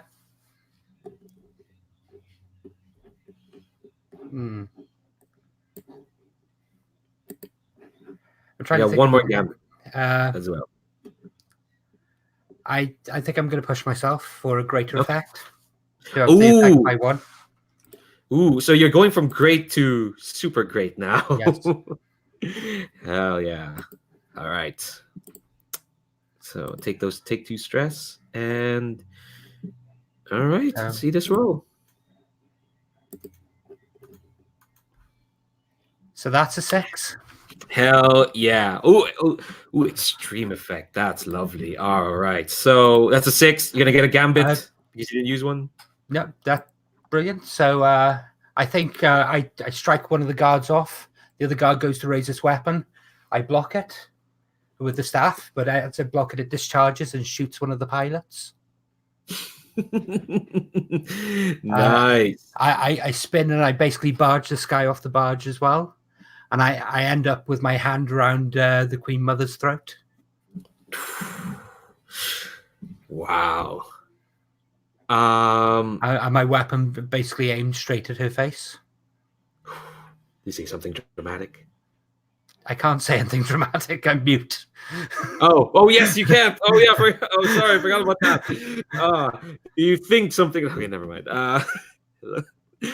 Nobody say hello there because that's just gonna distract me. Okay, all right. So that's in a position. I'm gonna turn to Finn. But I will I will take a second to basically glance to Kai, and then I will return my gaze to her. scramble. I will scramble over to the box with the artifact. In a way that I still can pretend afterwards that I was trying maybe to exchange the artifact for the queen, but that into a position where I can just take it if we get out of this. Okay. Oh, you're still trying to keep up pretense. All right. I was gonna say if you just want to take it, you're just gonna take it because that was the extreme effect. But if you're still trying to fool the Hegemon's mom, sure. Things could still go wrong, and I'm hedging my bets a little. Yeah. Well, you're out of a desperate position because of Shiv. You're now you're kind of in a controlled position because this happened so quickly, and Shiv has the Hegemon's mom at weapon point. So this is controlled standard. And what are you rolling with this? You're scrambling, you said. Yeah, I'm just getting. I don't know if I have to roll for this because I just want to get over there and take the thing. But it should look like I'm scrambling. But I can roll, of course I can. Yeah, I'm saying the roll is if you want to still keep up the pretense. Yeah, I want to keep up the pretense. I'll use scramble. And what's my position? Standard. Controlled, you said. Yes, okay. Controlled standard, which is pretty good. Standard, which is pretty good, which probably still means that I will fail because I'm not that good at it, but who knows? I'm just rolling here. Yeah, I want to submit this. Come on. Yeah, roll a 6. Okay. We get a gambit. Yeah, so what does this look like when you scramble to get the artifact? It looks like I'm totally afraid and surprised by this person just appearing, taking the queen hostage, and I'm breathing hard and I'm scrambling over and I'm shaking and I'm taking this. And I mean, Shiv, you can read my thoughts. You're like, you know that this is all a pretense, but it's pretty impressive. If you couldn't read my thoughts, then well, you'd be wondering. I think I keep wanting to call her the queen. She's not a queen. She's more like a dowager mom. That's exactly the word I was thinking of. Yeah. I think the only thing she says this with as much venom as she can. She just says to you specifically, Shiv, "You scum." I'm gonna cut to Finn because I want to cut to Finn before I take a second break. Finn, you're doing amazingly well. You've gotten the warden to shoot themselves, and also take the ire of the White Whisper. I'm gonna say you can see the skiff where they are. What do you do, Finn? What are you up to? How are you doing? So I'm just gonna sort of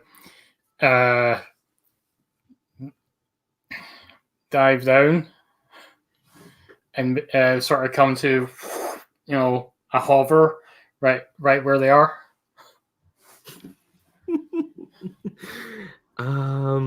Yeah, I think no, that can happen. I think enough of a situation has happened, and again, extreme effect. Jesus Christ, um, you've got this situation under control, and I think the shuttle pops by next to the skiff. And I'll yell out, "Don't worry, my queen, I'll get this to your allies." And I take the artifact and scramble over to our shuttle. Because it had a good effect as well. I might just sell it. Shiv, what do you do? You're muted, Gerwin. I think I take her by the throat, I lift her up, and I hold her over the actual edge of the skiff. Ooh. And she's a mystic, isn't she? Yes, mystic is a strong word for what she is. She's learned enough. I don't think she's as good as you, but you can tell she's got some training. And I say training. She paid some instructors who probably horribly mangled up some sort of actual proper culture heritage. For those who didn't watch other Scum and Villainy sessions, she's basically the touchstone for this character is Madonna in the early 2000s when she was really into Kabbalah. There we go. So yeah, she is kind of a mystic. But I think to you, it's an insulting level. I'm going to project my thoughts to her. You are responsible for so much evil in this world. It would be a mercy to the universe would I be to snuff your light out now. Why should I spare you?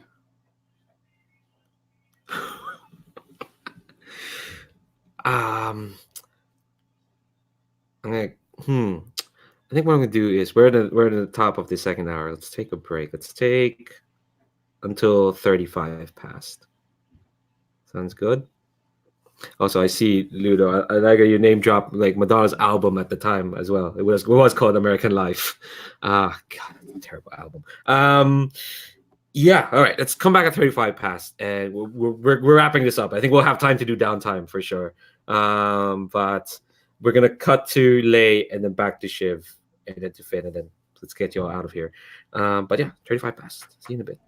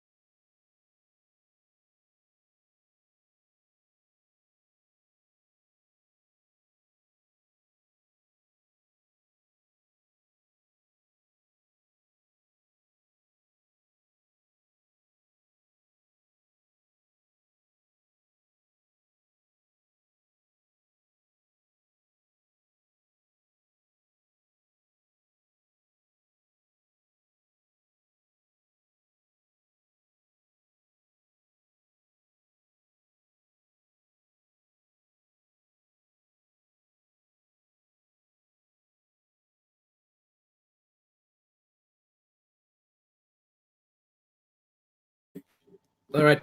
Hi. Welcome back. Jesus. All right. See you all getting your chat, your quips in. I'm gonna finish up this conversation with Lasaya and then cut back to Lay. So I know you're trying to do a thing. So just to recap, Shiv, you've got her dangling off her skiff in your hand. That's right, yes.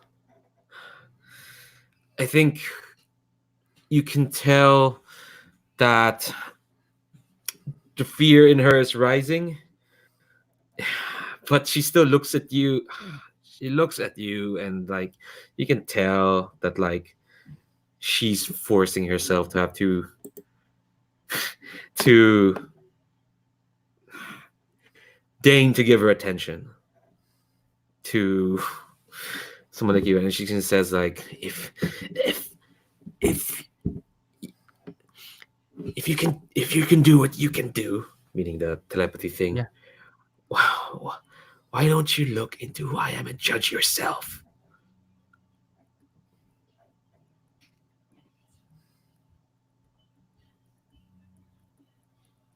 Shiv will smile.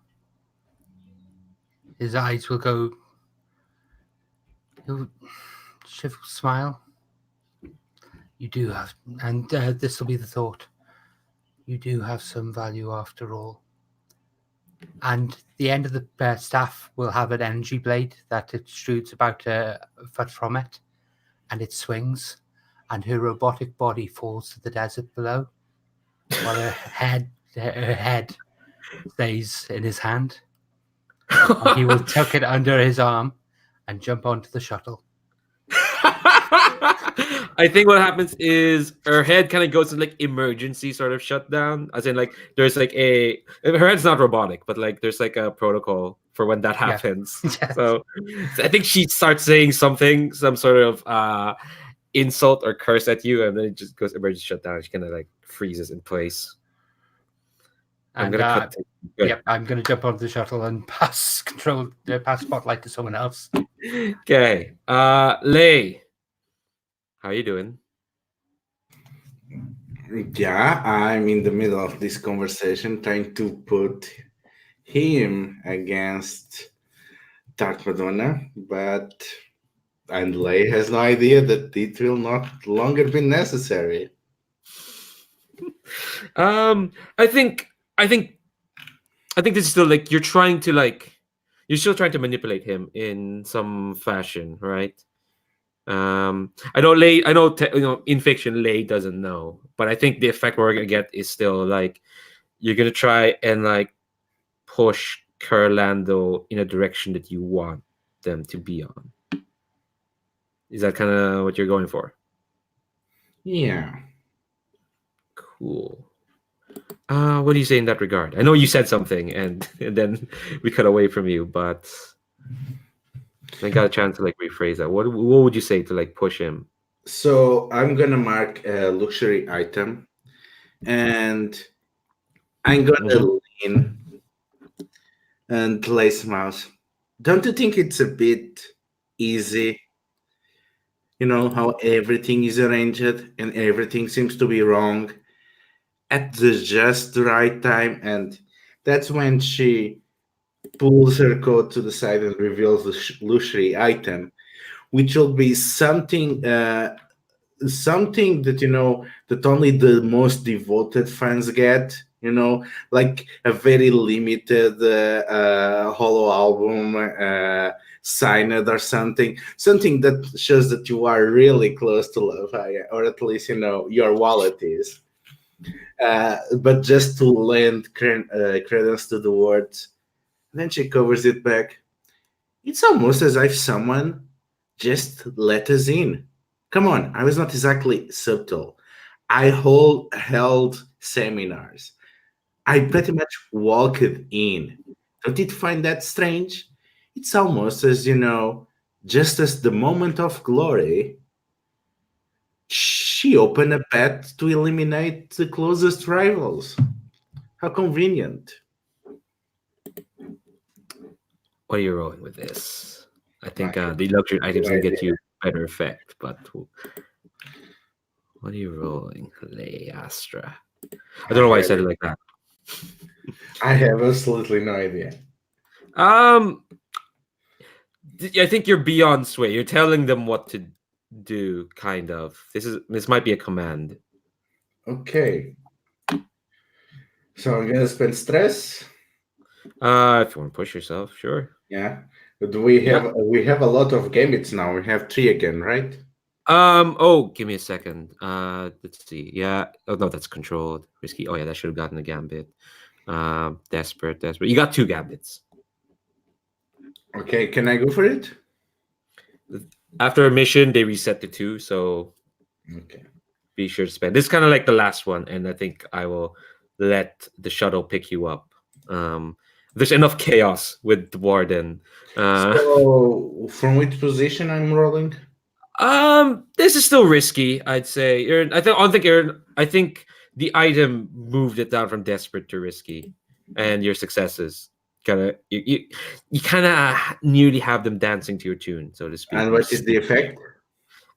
Great effect. Your luxury item. Help And there. 2 dice bonus, right? Yeah, you push yourself in a gambit. Wow. Can I roll today? Wow. I think they laugh. They laugh, and they'll just laugh and say, "Oh, poor sweet Lay Astra, you really think all this time what Messiah had to offer to me was what I'm really here for?" And I think they snap their fingers, and you feel this crushing force. They were going to try and crush the thing inside you, but it squeezes your body in a way that, like, you've seen Shiv use the way before, but this is a twisted way of working. It's like forcing it to like contort around you. You're gonna take a level 2 harm. Let's see. What's a more powerful word than squeeze? Because this is beyond squeezed. Compression? Crushed. Crushed. Yeah, level 2 harm, crushed. You can choose to resist that if you want. Yeah, but that might be expensive on the stress. You're close to the end, so even if you fully stress out, it's gonna be done anyway, and you will pick up a trauma. You can take the level 2 harm. I will say right now, getting rid of harm is a lot of. Yeah, I know.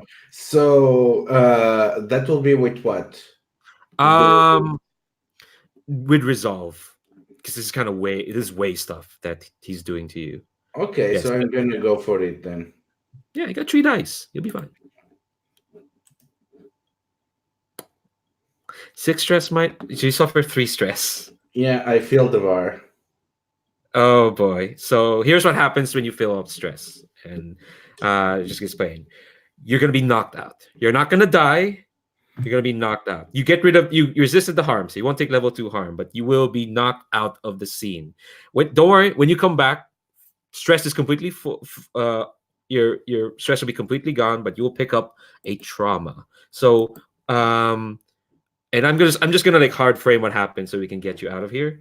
I think, and I'm gonna say I'll suggest this. You had like a pre-approved sort of like spot where you can pick up in case for Finn, in case you need to like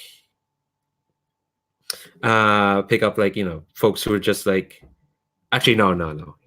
I think you did have that pre-approved spot where you need to pick up like any stragglers, but Lay's not there at that spot. In fact, where Lay's back at the bus. Probably how does Lay feel after having been attacked by the way in this sort of way? How's Lay feeling? They feel like they died again.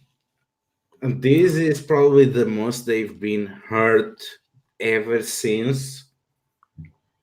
their miraculous resurrection, and they felt so powerless now because they were shut down by the way. And this really is it's taking a lot of her sense of self-determination and purpose that she can just turn off like the switch. Ugh. Yeah, I think Professor Cadence has gotten you back to the bus, and I think the folks at the shuttle will have to be forced to like leave before things get hot. Don't worry, you all meet up back again. But here's how you're getting out of here anyway. Lay's gonna be taking back Professor Cadence on the bus, and I think she's kind of like she has you on her lap. You're lying down on her lap, but she looks like this is not the time for her seducing. She looks proper worried because that kind of power is just it's a lot. So I think, yeah. So you're gonna pick up to explain to Sabine what happens. You're gonna pick up a trauma. You can have a total of 4. When you pick up your 4th trauma, that's when your PC retires. That's when they're done with their life of scoundreliness. What's the trauma you picked, Lay? I picked reckless because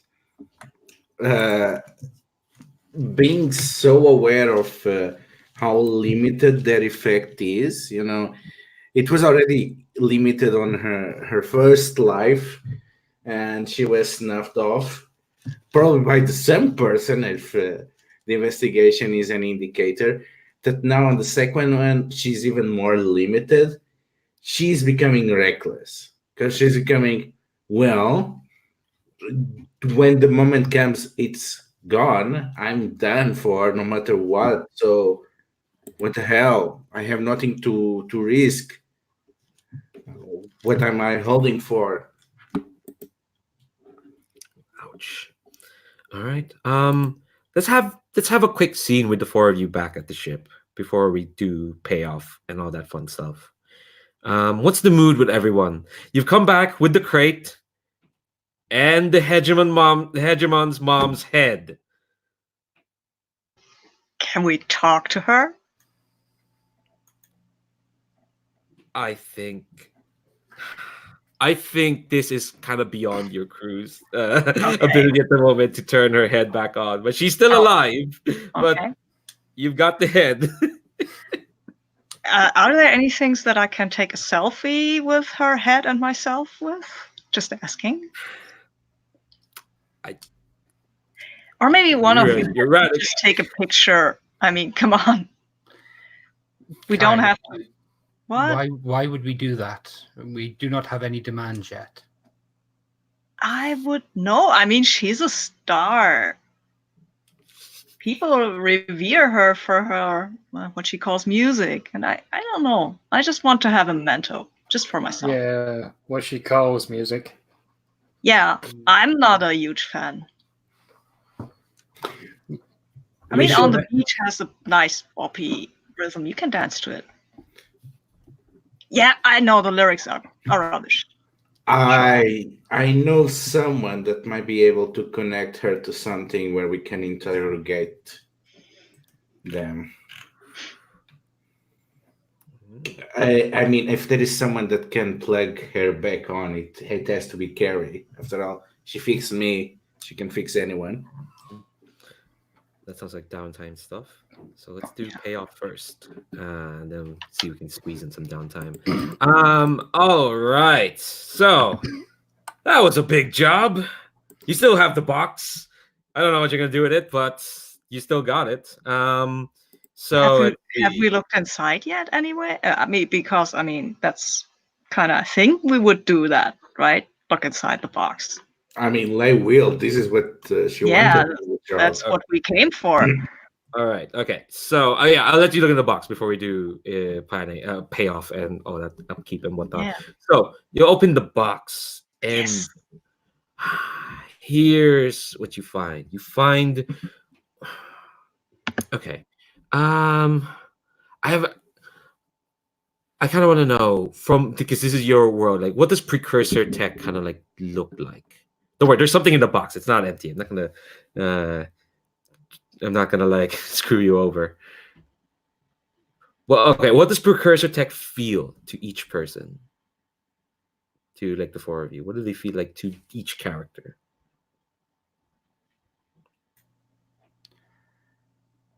Precursor tech feels.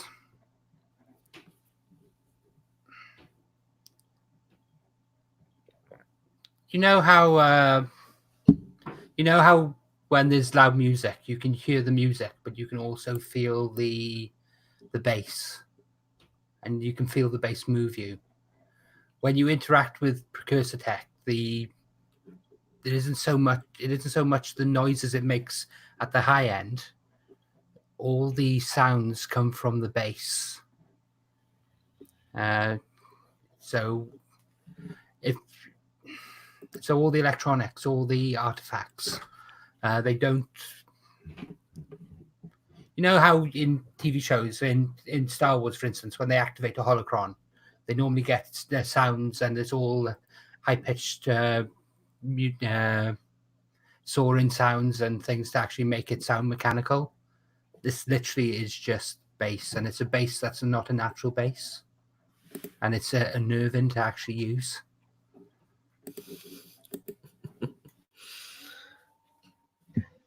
I think to Kai, the word that comes to his mind is primordial. It doesn't feel ancient so much as kind of essential, like something that's very old, but also not feeling really old, feeling, yeah, primordials, that's the word, like a sun.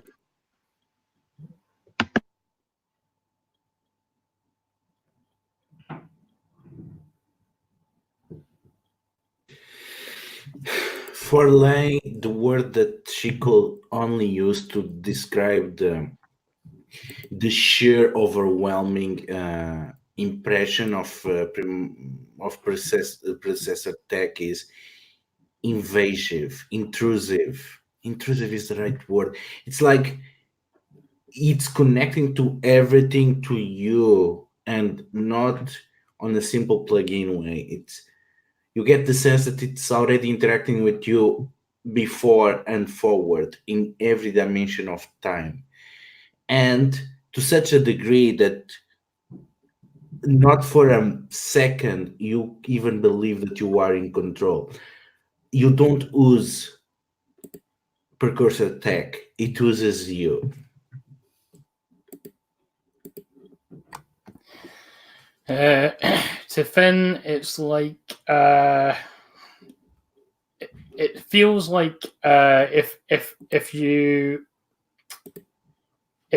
were basking in the feeling of static that you get off of like a TV screen or something like that, and just sort of potential of there's it's just a feeling of potential, like so. Yeah, I think you all feel those feelings as you open. You take the top of the box off, and you find it's like there's this base that is as wide as the box is. There's like this like black and brown sort of tablet. Tablet is this like cylinder, this like round cylinder that's like bronze, and you can see that like it's made out of discs, and you can spin those discs around, and you can see that like there are symbols on the disc that kind of line up. And I think you get the feeling that like if you line up the right symbols, things could happen. Prepare for unforeseen circumstances. All right, so you've got the artifact. Let's do payoff. So, Ebo 1 promised you 13 creds thanks to Kai. So that's going to happen. In fact, Ebo 1, when they hear the job is done, they're like, Well, you've got the artifact, right? Before we go to talk to him, do we give him the artifact? Or do we claim that we have destroyed it? Here's what they say. Oh, well, I guess you were such in a hurry to get the job. I didn't really tell you where I got this job from. Well, the person who offered the job, they just really, they were very generous. That's why I could give you, 13 creds. Basically, they said that so long as like the artifact isn't in Lasaya's hands. They're very confident. It's weird. Either way, 13 creds. And they give you 13 creds. How do you want to? So wait, I'm sorry. This was a bit too quick for me. Did we hand it over now, or didn't? No. Basically, what Ibo once said is that where they got the job from. What the employer said is like, so long as the artifact wasn't in Lasaya's Oh, it hand. wasn't. Okay, I heard it was, so it's fine. Okay. Cool. Yeah, Leandro wants to leave the big evil plot device with us so we can actually have the big red button we can push. Hell yeah. Of course. Well, why not? You've got this artifact. Besides, wherever Ibo one got this job from, they seem pleased. So okay, so that's 13 creds. All right, how do you want to split that? Let's see. 12 would be like 3 each, and you get the leftover, and you can give that to the crew. That's for Spike. Oh. I mean, I negotiated it for Spike, so. That's right. Okay, cool. So yeah, each of you get 3 cred. It's nice, and yeah, you also have 3 cred in the ship, so that's payoff. Upkeep, I've calculated it. Your system quality didn't go up, so system quality plus crew quality, that is 5 divided by 4. Then you round down, that's 1. So I'm gonna take away that cred you just got. That's to pay for the upkeep of the ship. Or you can skip paying upkeep. You want to keep that cred, but I don't know what you're gonna do with it. So that's fine. All right. So we have to pay all the cred that we just got. It's to keep it's upkeep for the ship, I mean, I know it's just sitting there, but rust happens, mold, weird stuff. I don't know. It's fine. Okay, so there's that. Heat. Procyon system is full of prying eyes and informants. Anything you do might be witnessed, and there's always evidence left behind. To reflect this, your crew acquires heat as they commit crimes. So, I think this was kind of contained. I don't think anyone really knew that the 4 of you were. Well, okay, no, you ran off with the Hegemon's mom. Yeah, I'm gonna say we get quite a bit of heat from that. Okay, so. This was loud and chaotic. I don't know if this is okay. No, this is devastating. You've got the Hegemon's mom. You ran off with. If it wasn't for that, if you just went with a device. Oh, wait a second. Who knew that this was us though? Shiv was in armor. I was abducted maybe by these scoundrels. You don't know, because I actually played it that way. That if you watch the recording. Alpha party were nowhere close to where the action happened, so how they can even tie to us? The warden was there, though. Yeah, the warden was there because there were some failed rolls. Surveying. Kai, you were spotted painting at the desert beforehand. Yes, I'm a landscape painter. That was my cover, actually. That's why I never said I was anything else. Also, lecture series. I'm not hiding that I was there on the planet. I'm broadcasting it. I have an alibi. I'll bump it down to 4. The question being, Kai, what did you do with that selfie? I did not post it on the internet. It's for me, a memento. Just checking. All right. Okay. So I'll say bump it down to 4 heat. I would have been 6 because I had Jones' mom, but you convinced me enough. There's enough loosey goosiness that like they might or might not know. All right. So you also get an additional 1 heat for a high profile, well connected target.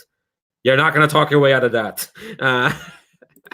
So you're so close to getting another wanted level on this system. You might want to move. Uh, you're so close. Wanted level. Here we go. You got you're close. You're still at 1, but this is tracked on the faction sheet. If you see there under Breck, you're 1 off from getting another wanted level.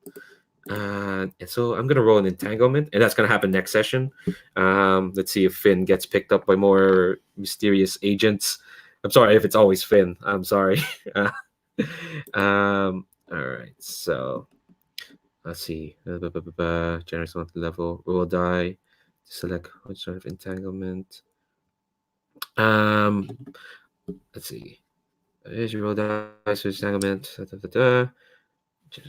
Find the common magic use 1 level. Roll 8 die. Okay, I just roll 1 die. Okay, just 1 die. 1 die. It'll be grand. I'm gonna the decrease wanted level. I calculate all the modifiers in between sessions. Change and the decrease wanted level clock. Where is that? I'll make another clock in the Firedrake ship. In the Firedrake sheet. Because you need to work on decreasing your wanted level. And let me roll this die. Okay, that is that's not so bad. It's I'm just gonna damage a system. Your ship's just damaged for a bit. This is what happens when you bring a precursor artifact without thinking about it onto the ship. Don't figure out what part of the ship is damaged. Don't worry, you don't really use the ship that much.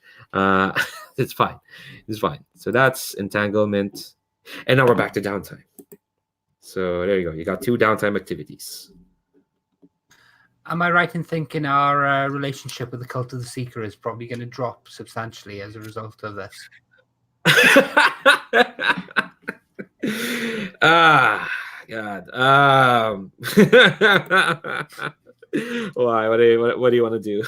Well, no, I'm just looking at it. We're at -1 already. I think that's going to be going down somewhat. Yeah. Let's see. Yeah, I forget how many jobs it takes to bring down your what happens when you do a job against it. You just go down by 1 or by 2. No, I kind of yeah. If you take a job by them, you increase it. From them, but if you do job against them, how much does your status go down?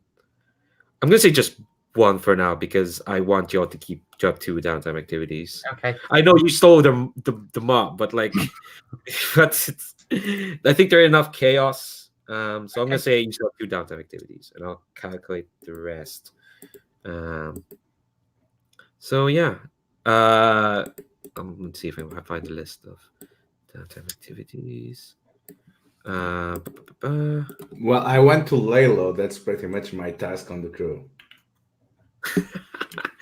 Oh yeah, you got the extra ability for that. How are you doing that? Especially being reckless, Lei is going to go back and to continue her schedule seminars and debates on the university, right on the place where the chaos happened, as if nothing happened. And people are going to come and talk to her, and she's going to disarm them and say, yeah, I don't know nothing about that.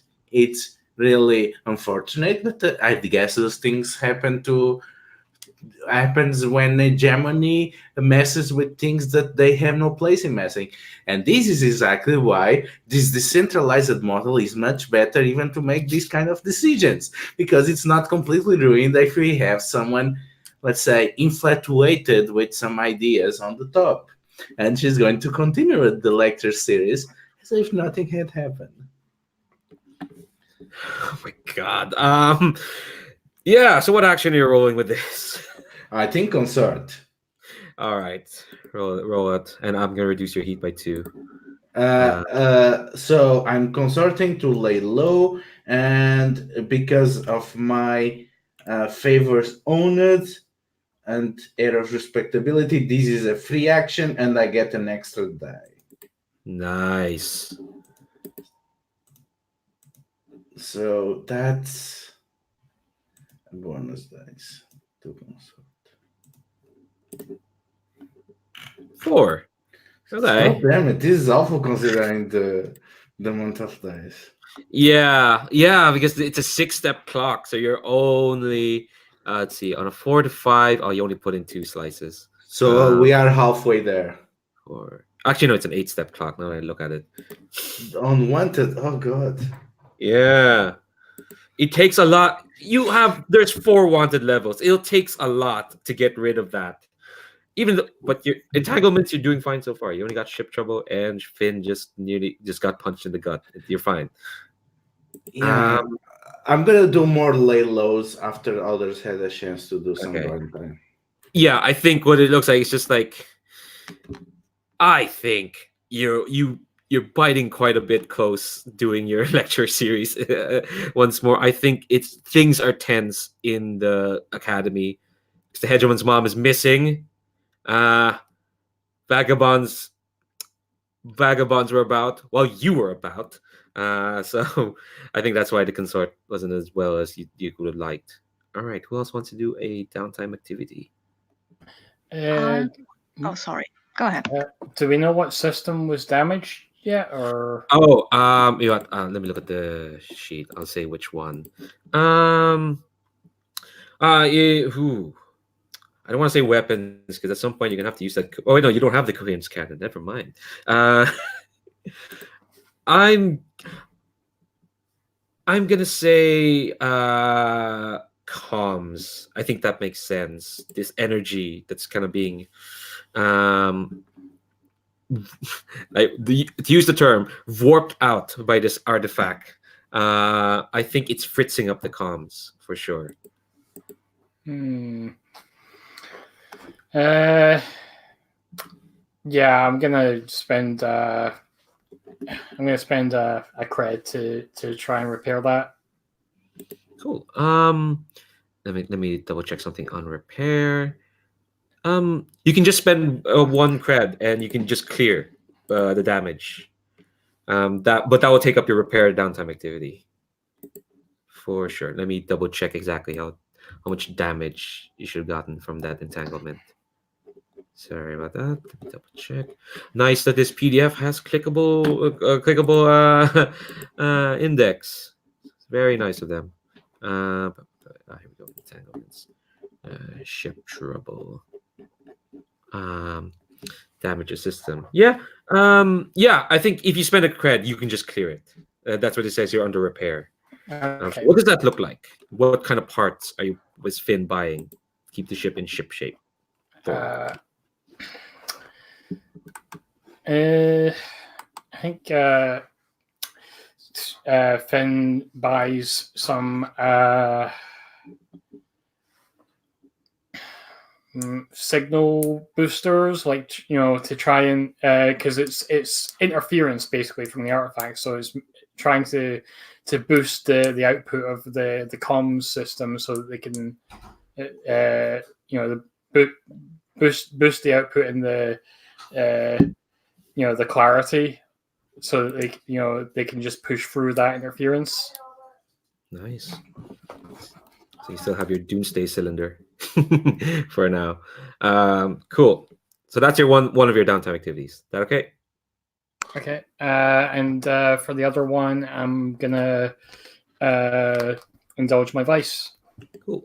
If you don't mind, we'll jump to one other person. One downtime, then come back to you. Cool. So Sabine, Kai, you want to jump in with something?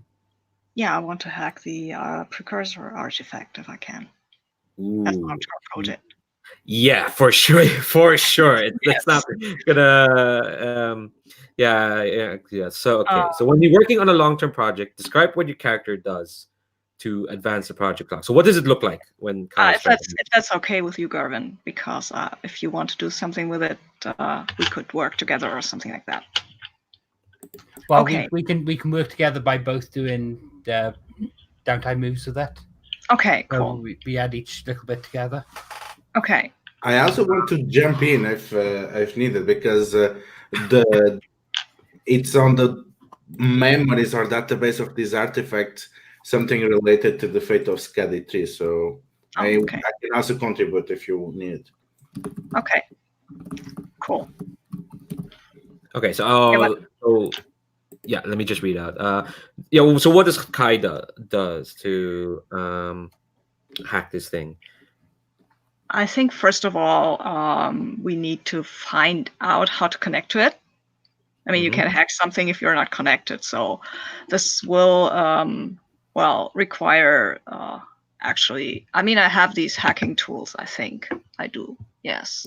Mhm. So I will try and um, either acquire something that would help me do this, or just using my usual skills to find out how to connect to that.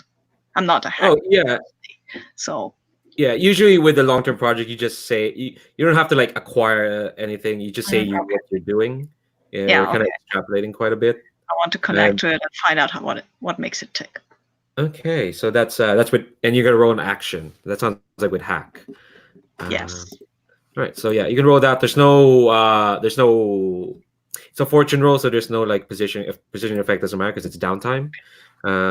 So just roll your hack, and I'm gonna say research into an precursor artifact. I don't like using the term they have in this book. Artifact.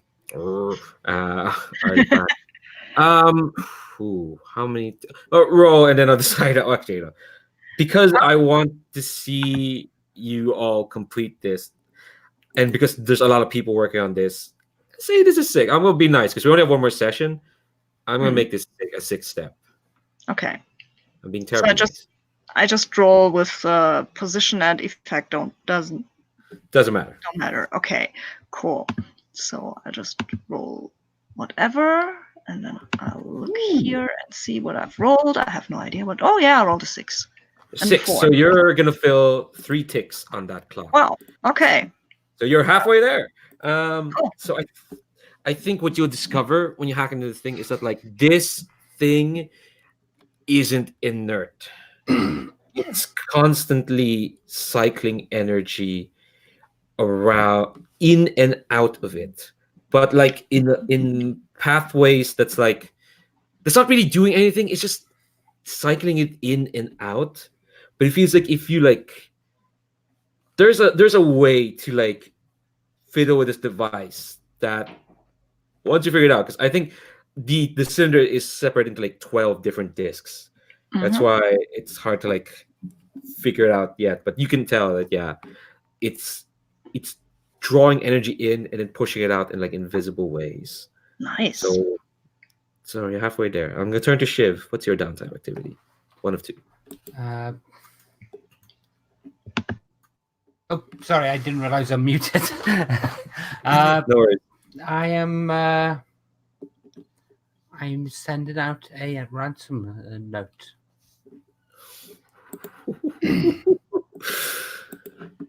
Okay. I'm calling on the Hegemon to denounce the current young queen and acknowledge that she is a fraud,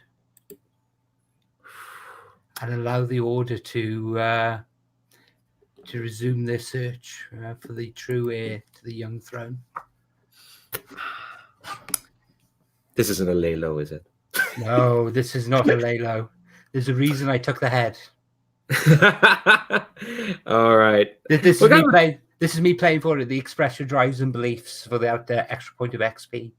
Okay, all right. So this isn't really one of the downtime activities. No, this is something you want to do. No, this is a long-term project. Okay, all right. And Cool. I'm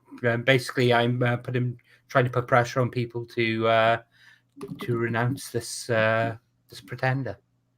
All right. I think that's another 6-step cock. What action? What action is this? Is it a command? I think this is the command. Yeah. Oh, you have no command. Oh no, I'm looking at a different sheet. Sorry, I'm looking at Finn's, who has no command. You have 1 command. Yep. Spend the cred. Add another dice. Can I offer a devil's bargain? The thing is, this is a downtime activity. It's not. Okay. They're fortune rolls. That's the thing. Okay. You can spend a cred to add a die. Okay. Wrong sheet. No, I will just make the dice roll. Are you sure? Okay. Yeah. Okay. You can still get a 6. We got a 6 on that scramble with the 1 die. All right, and yeah, it's no position yet. Even though this is a technically this should be risky, but you'll see why. Make it risky then. No. There's a reason why it isn't risky. Why you can do this as a downtime activity. Basically, there's some faction clocks that fired off in between sessions, and you'll find out soon why there's no risk at the moment. So roll your command.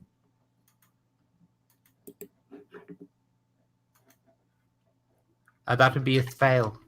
Ooh, so you are gonna get 1 tick on that clock. And I think here's why. You send off your note, and then you turn on the news, and you see that, okay, if you scroll on the page you're at Roll20, if you scroll to like the to the right, there's a planet called Wherein. Wherein is the capital of the system. That's where the governor of this place, Governor Ritam al-Maklaith, rules over the Procyon sector. But if you check the news, Warren's in chaos right now. A military coup is happening. And so when you send off your ransom note, it's just like, yeah, the Hegemon of the Swamp is interesting, but we've got chaos happening right now. There's people, it's not a people's rising. I think you'll notice that. You're part of the Firedrake. You all kind of know what's happening. No, there's a coup happening. There's chaos right now in Wherein. That's why there's not much response to your note at the moment. Okay. All right, turn back to Lay. Oh, go ahead. Sorry, I'm just going sorry, one by one. That's fine. I was just looking for where the clock was. It's on the Firedrake itself. Yeah. Okay. All right, back to you, Lay. You still have 2 actions because that Laylo was free. I think it's going to be another Laylo. Okay, what are you doing this time? And I think this time Lay is trying to probe with electrodes the Hegemon's mom brain. Kind of to make it say certain things and send it to comms so that it makes the impression that despite the rumors of her death, she's still active and doing something in other systems. Oh my god! What's the action here? I'm reducing 2 heat on the system. What's the action? I would say this is either a study or hack. This is kind of hack. You get a 1 die anyway because of your special ability. Yeah. And then I'm gonna spend the cred to get another dice. Okay, cool. All right, so that's 2 dice. Let's see how this works.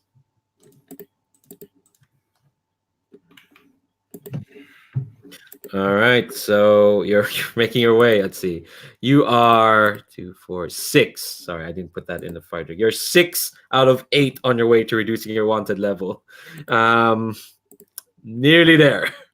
I think what it works is just like you get her to say some things, but it's not enough. You get her to say things like, "Oh, yeah, I'm gonna be Hegemon's mom."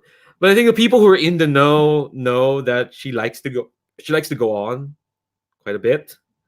So like you'll need to get more out of her, so to speak. But you're 2 ticks away from reducing your wanted level. All right. Back to you, Finn. You want to sorry, I cut you off there early. You want to indulge your vice, right? Yep. What does that look like? So I think Finn will probably use the shuttle for like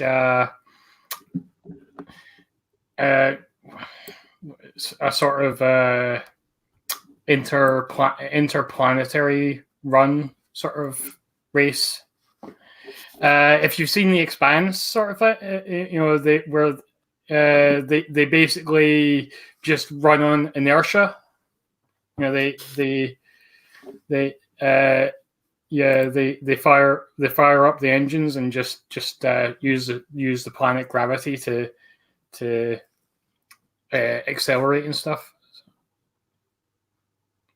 So she's doing that sort of thing. Okay. Indulge Vice. There's that big button there. Chas is going to be happy to see you out in the lanes again. Okay. So is that that would be prowess, yeah? Oh, there's a button there. Oh, okay. Oh yeah, there is. Some very nice sheets here in Roll20. Hey! You didn't overindulge. Get rid of 3 stress. Which is good. So how does Finn feels after just getting to like go out there? Yeah, just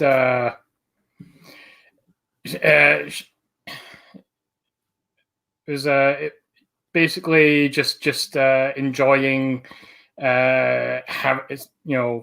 taking her,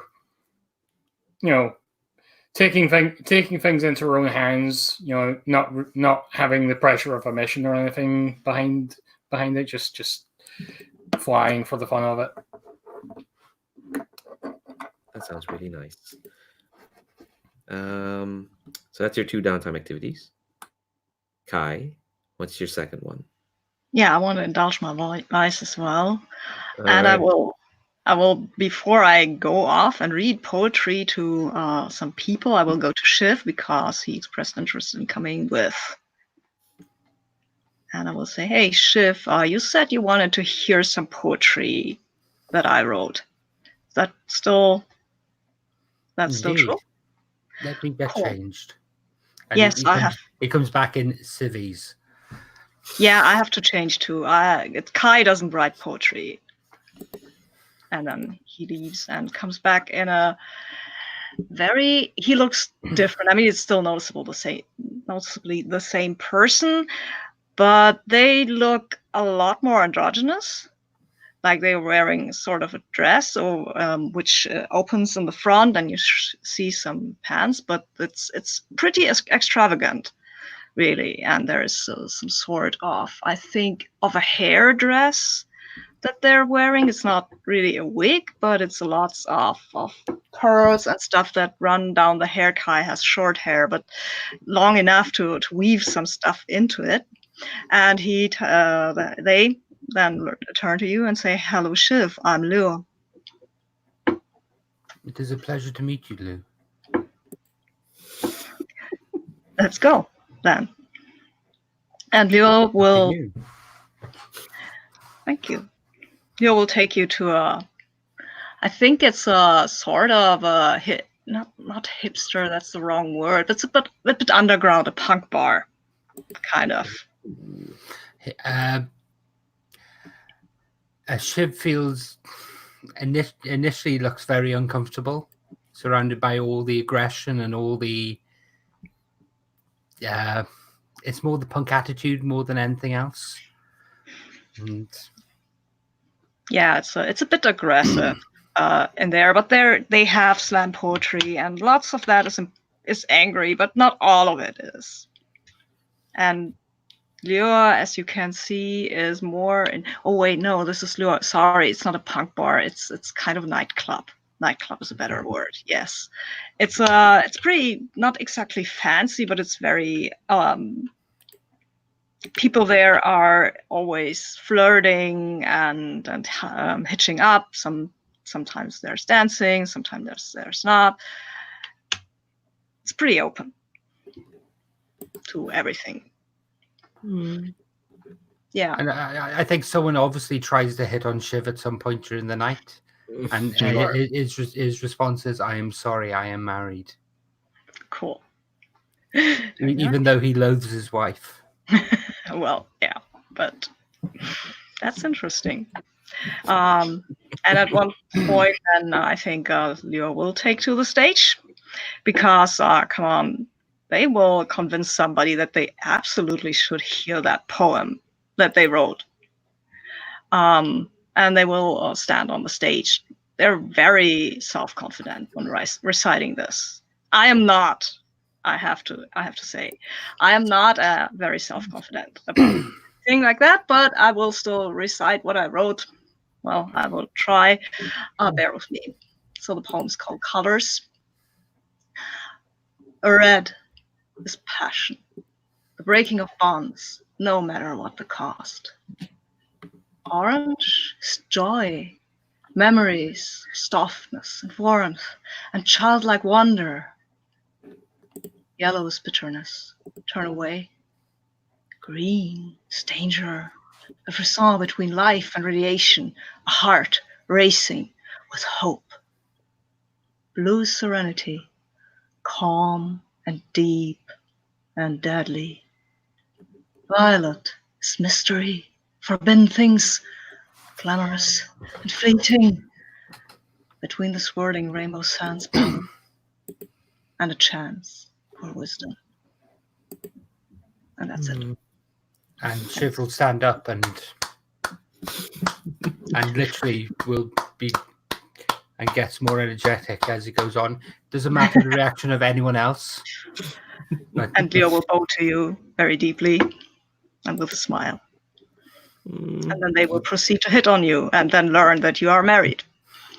may I take the stage? Would you translate for me? Sure. So we'll get up there, and the words that Shiv gives are these. Truth must lay where beauty rests, though harmony be bitter's bane. For in truth's light our eyes will shine, unshielded by the driving rain, that blinds the wise and binds the weak, a serpent's grasp which drives us down until we see the flicker dance and kill the snake, or else to drown in bitter seas that man hath made upon this world once filled with grace. Unshielded eyes see unsung deeds, a pile of rags which once were lace.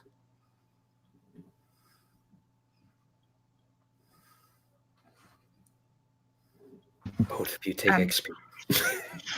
And Leo will applaud that, of course. It was lovely.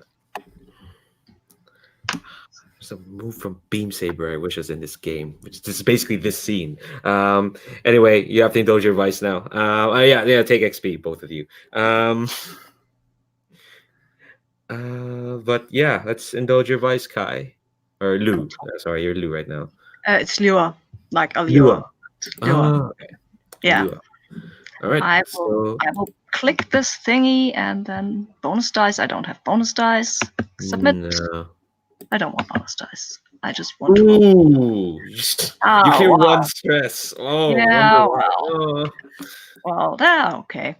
Yeah, you can spend a credit to get another downtime activity if you want to keep indulging your vice. I don't know if you want to go into our last session with that much stress.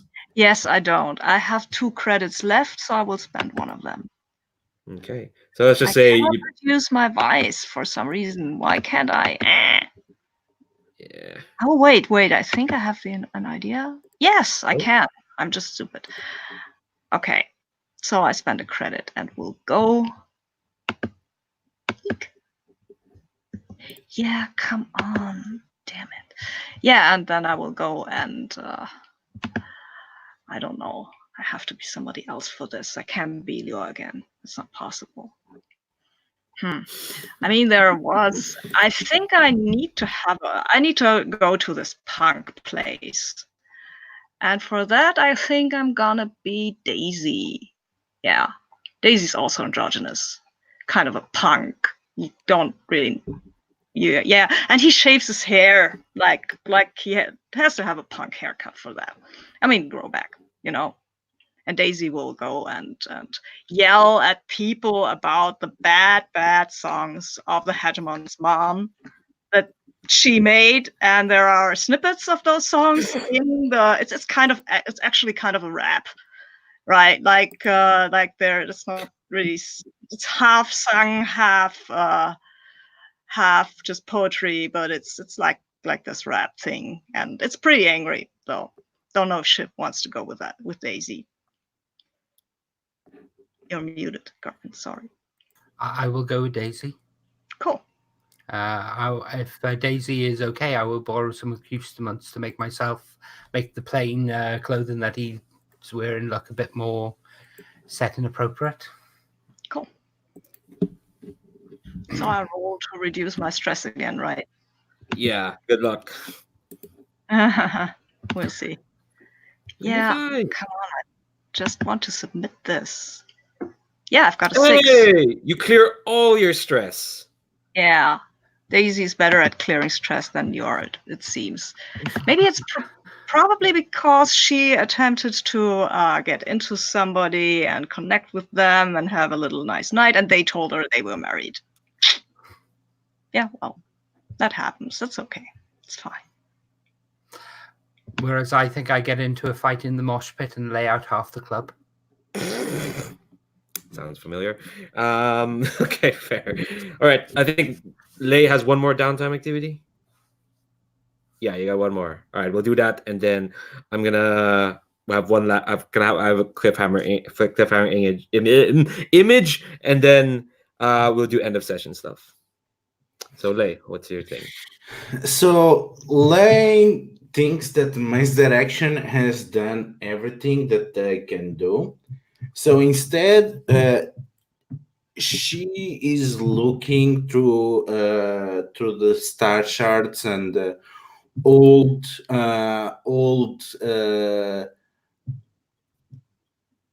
leases to different factions.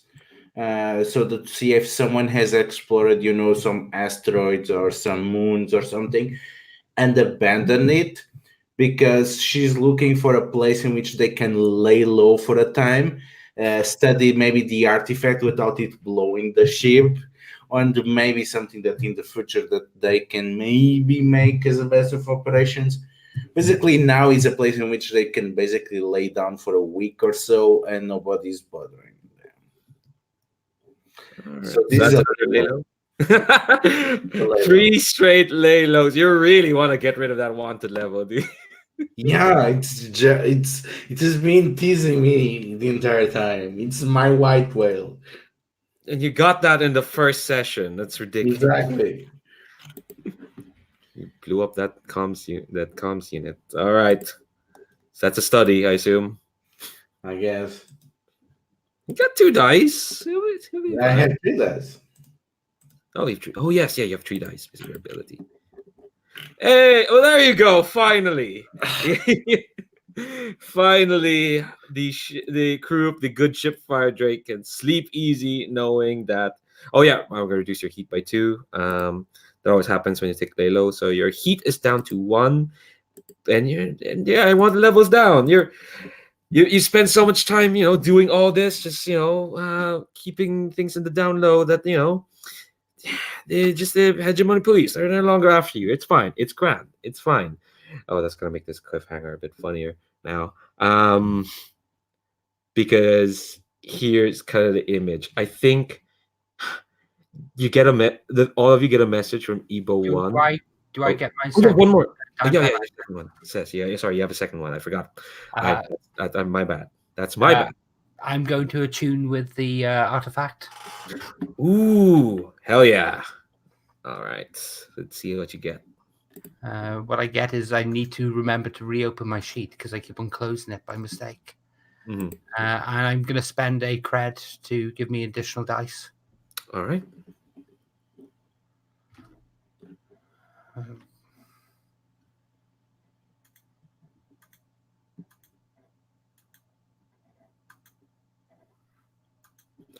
That would be a 5. Ooh, let me find again. I lost my sheet already. That's 2. Oh, that's 2. Yes. Okay. You're so close. Like a tick away from completing that project. And then I'm going to spend an extra cred for an extra downtime action. Okay. And do the same. Okay, cool. Let's do the roll. You're gonna get it anyway, but let's still do the roll.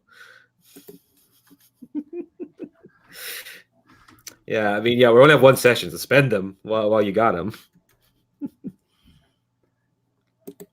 All right, yeah, okay, you got it. Yeah. So, I want to know, because Kai started this. When you said hack the precursor artifact, what did you want to get out of it? I wanted to know how to use it. Okay, I think Shiv, then you attune yourself to this artifact, and I think you get the impression, you get this like jumbled mess of impressions and thoughts and emotions that have been impressed into like the very metal within this artifact.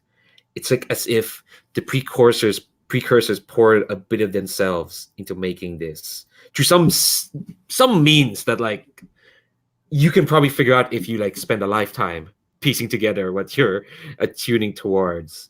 But I think you thread the needle through that melange of ideas and thoughts, and I think you get the firing sequence, basically the exact way you align the discs and then you push down.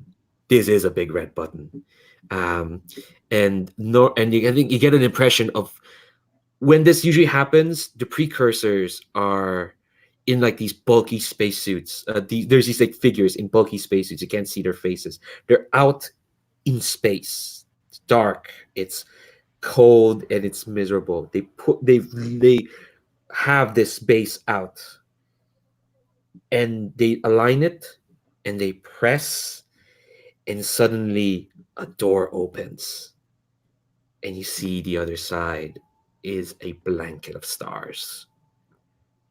And you see exactly what you need to do to fiddle and what sequence to align the disc and to push it to open that door. So this is the gate that is this a new gate that we can generate ourselves, or is this the blocked gate? Oh, this is a new gate. Okay. This is your own gate. And I think, but the thing is, I think there's another image again. I'll give you this. This is how it's dangerous. You see another image of them using it in a barren planet, and when the door opens, it slices through the ground, and the planet starts tumbling into the door. And you can see them actually minutely moving the cylinder so they can control how wide the door is. That's what this thing is.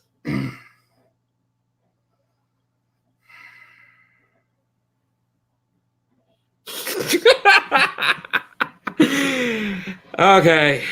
All right. Before we go into the session, you want to say a thing, Gern? You want to say a thing, or you just want to leave it at that? Just want to leave it at that. I think as you're watching all this death and destruction, the smile comes across his face, and it zooms in, and he opens his eyes, and his eyes are red for a moment before they fade. Of course. Actually, you know what? That's a better cliffhanger than what I got. So I think we're going to leave it there. So that means you get a visitor next session. So let's just do end of session. From top to bottom, I'm going to start with Kai. Kai, did you address a tough challenge with charm or audacity? Probably. I mean, yeah, maybe. Take 2 XP, and you could put them either in your playbook advancement or any of your attribute tracks. Yeah, cool. So, did you express? Okay, so the question that I lived from low is, what did we learn of Kai today? Well, he told Shiv that he wasn't always the same person. That Kai isn't actually the one who writes the poetry. All right, take 2 XP. That seems fairly big. Did you struggle with issues from your vice or traumas during the session? I wouldn't say struggle, but you displayed your vice for sure. Yeah, I did. That's a 1. But I got an XP for that, to be fair.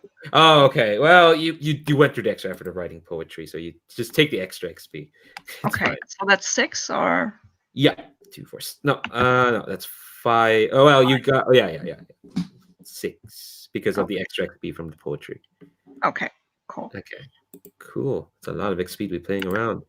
Finn, our daredevil.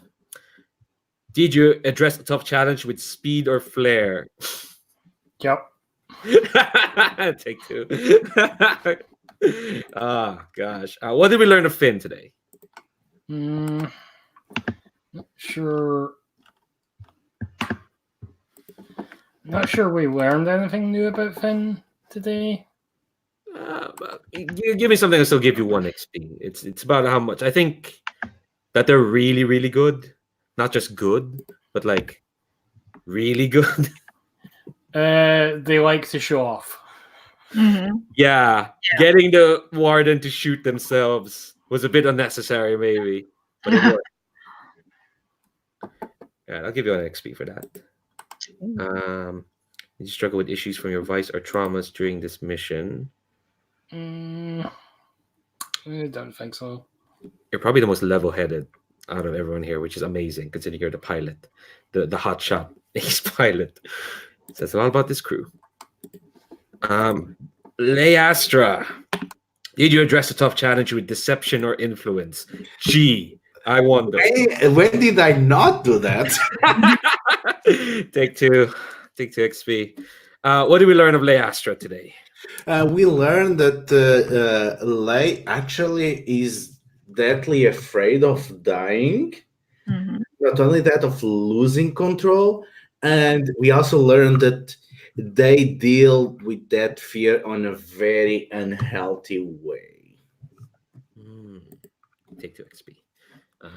And did you... Oh, hold on. I looked at the wrong sheet.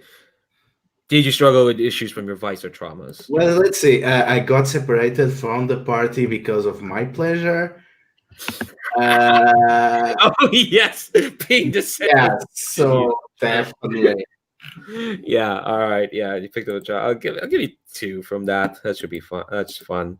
Got a lot of XP. And Shiv, did you address a tough challenge with wisdom or the way?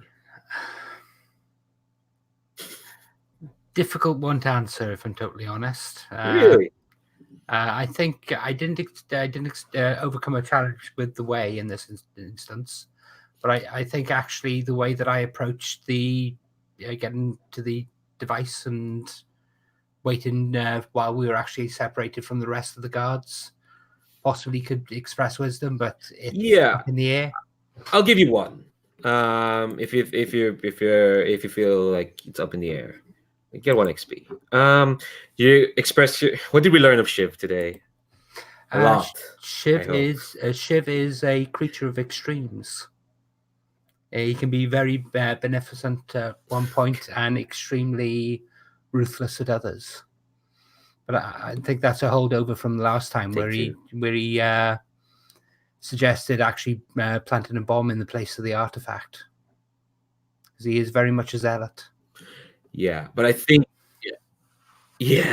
I still say that take 2 because I think we see like the edges of it, kind of like the limits. And finally, did you struggle with issues from your vice or traumas? No, I don't think so. Fair enough. And last but not least, did you think differently? Or? Firedrake. No, no, I don't. I think the same. I don't think you did. Yeah. I don't think you struggled at all. You were very much on top of everything. Well, the ransom note. Maybe that's not really. I don't think that's struggling so much as that's actually setting up for story that we're probably not going to get to play. Yeah, well, we'll see. You've got a visitor next week. Maybe the struggle is getting anyone to pay attention because there's other shit going on. I don't think I can justify that. I'm trying to give you the experience. I know, and I'm trying to be totally honest here and say I don't think I deserve it for that. Okay, that's fair. All right, correct XP. Did you execute a successful job that opposes hegemonic dominance? Wonder. You took the Hegemon's mom. Did you contend with challenges above your current station? No. Yeah. Whether above our current station, those were just no. Of course we did. Of course you did. I'd say if it happens multiple times, she'll give you 2 XP. Kind of did. There were 2 factions going on there, so I'm trying to be nice. I want to get you more ability, so that's 2 XP. Did you bolster your crew's reputation and develop a new one? You got the warden to shoot themselves, and you stole the Hegemon's mom. I don't know how that's not daring. Yes, the Hegemon Mon. I didn't know the Hegemon's mom was a Pokemon, Digimon. Express the goals, drives, inner conflict, essential nature of the crew. Yeah! Daring radicals fighting against hegemonic dominance, fighting with some extreme dreams. Yeah, I'll give you 1 XP. So you actually go over by 1. So the crew has unlocked either upgrades or abilities. We'll talk about that next week. We'll talk about it in the email chain. All right. Y'all are great. As always, that finally wraps it up. Oh my god. Jesus, you lot. You ridiculous rambunctious lot. You're the best. All right, I'm gonna end this broadcast. Thanks very much for anyone who's watching. Bye. Bye.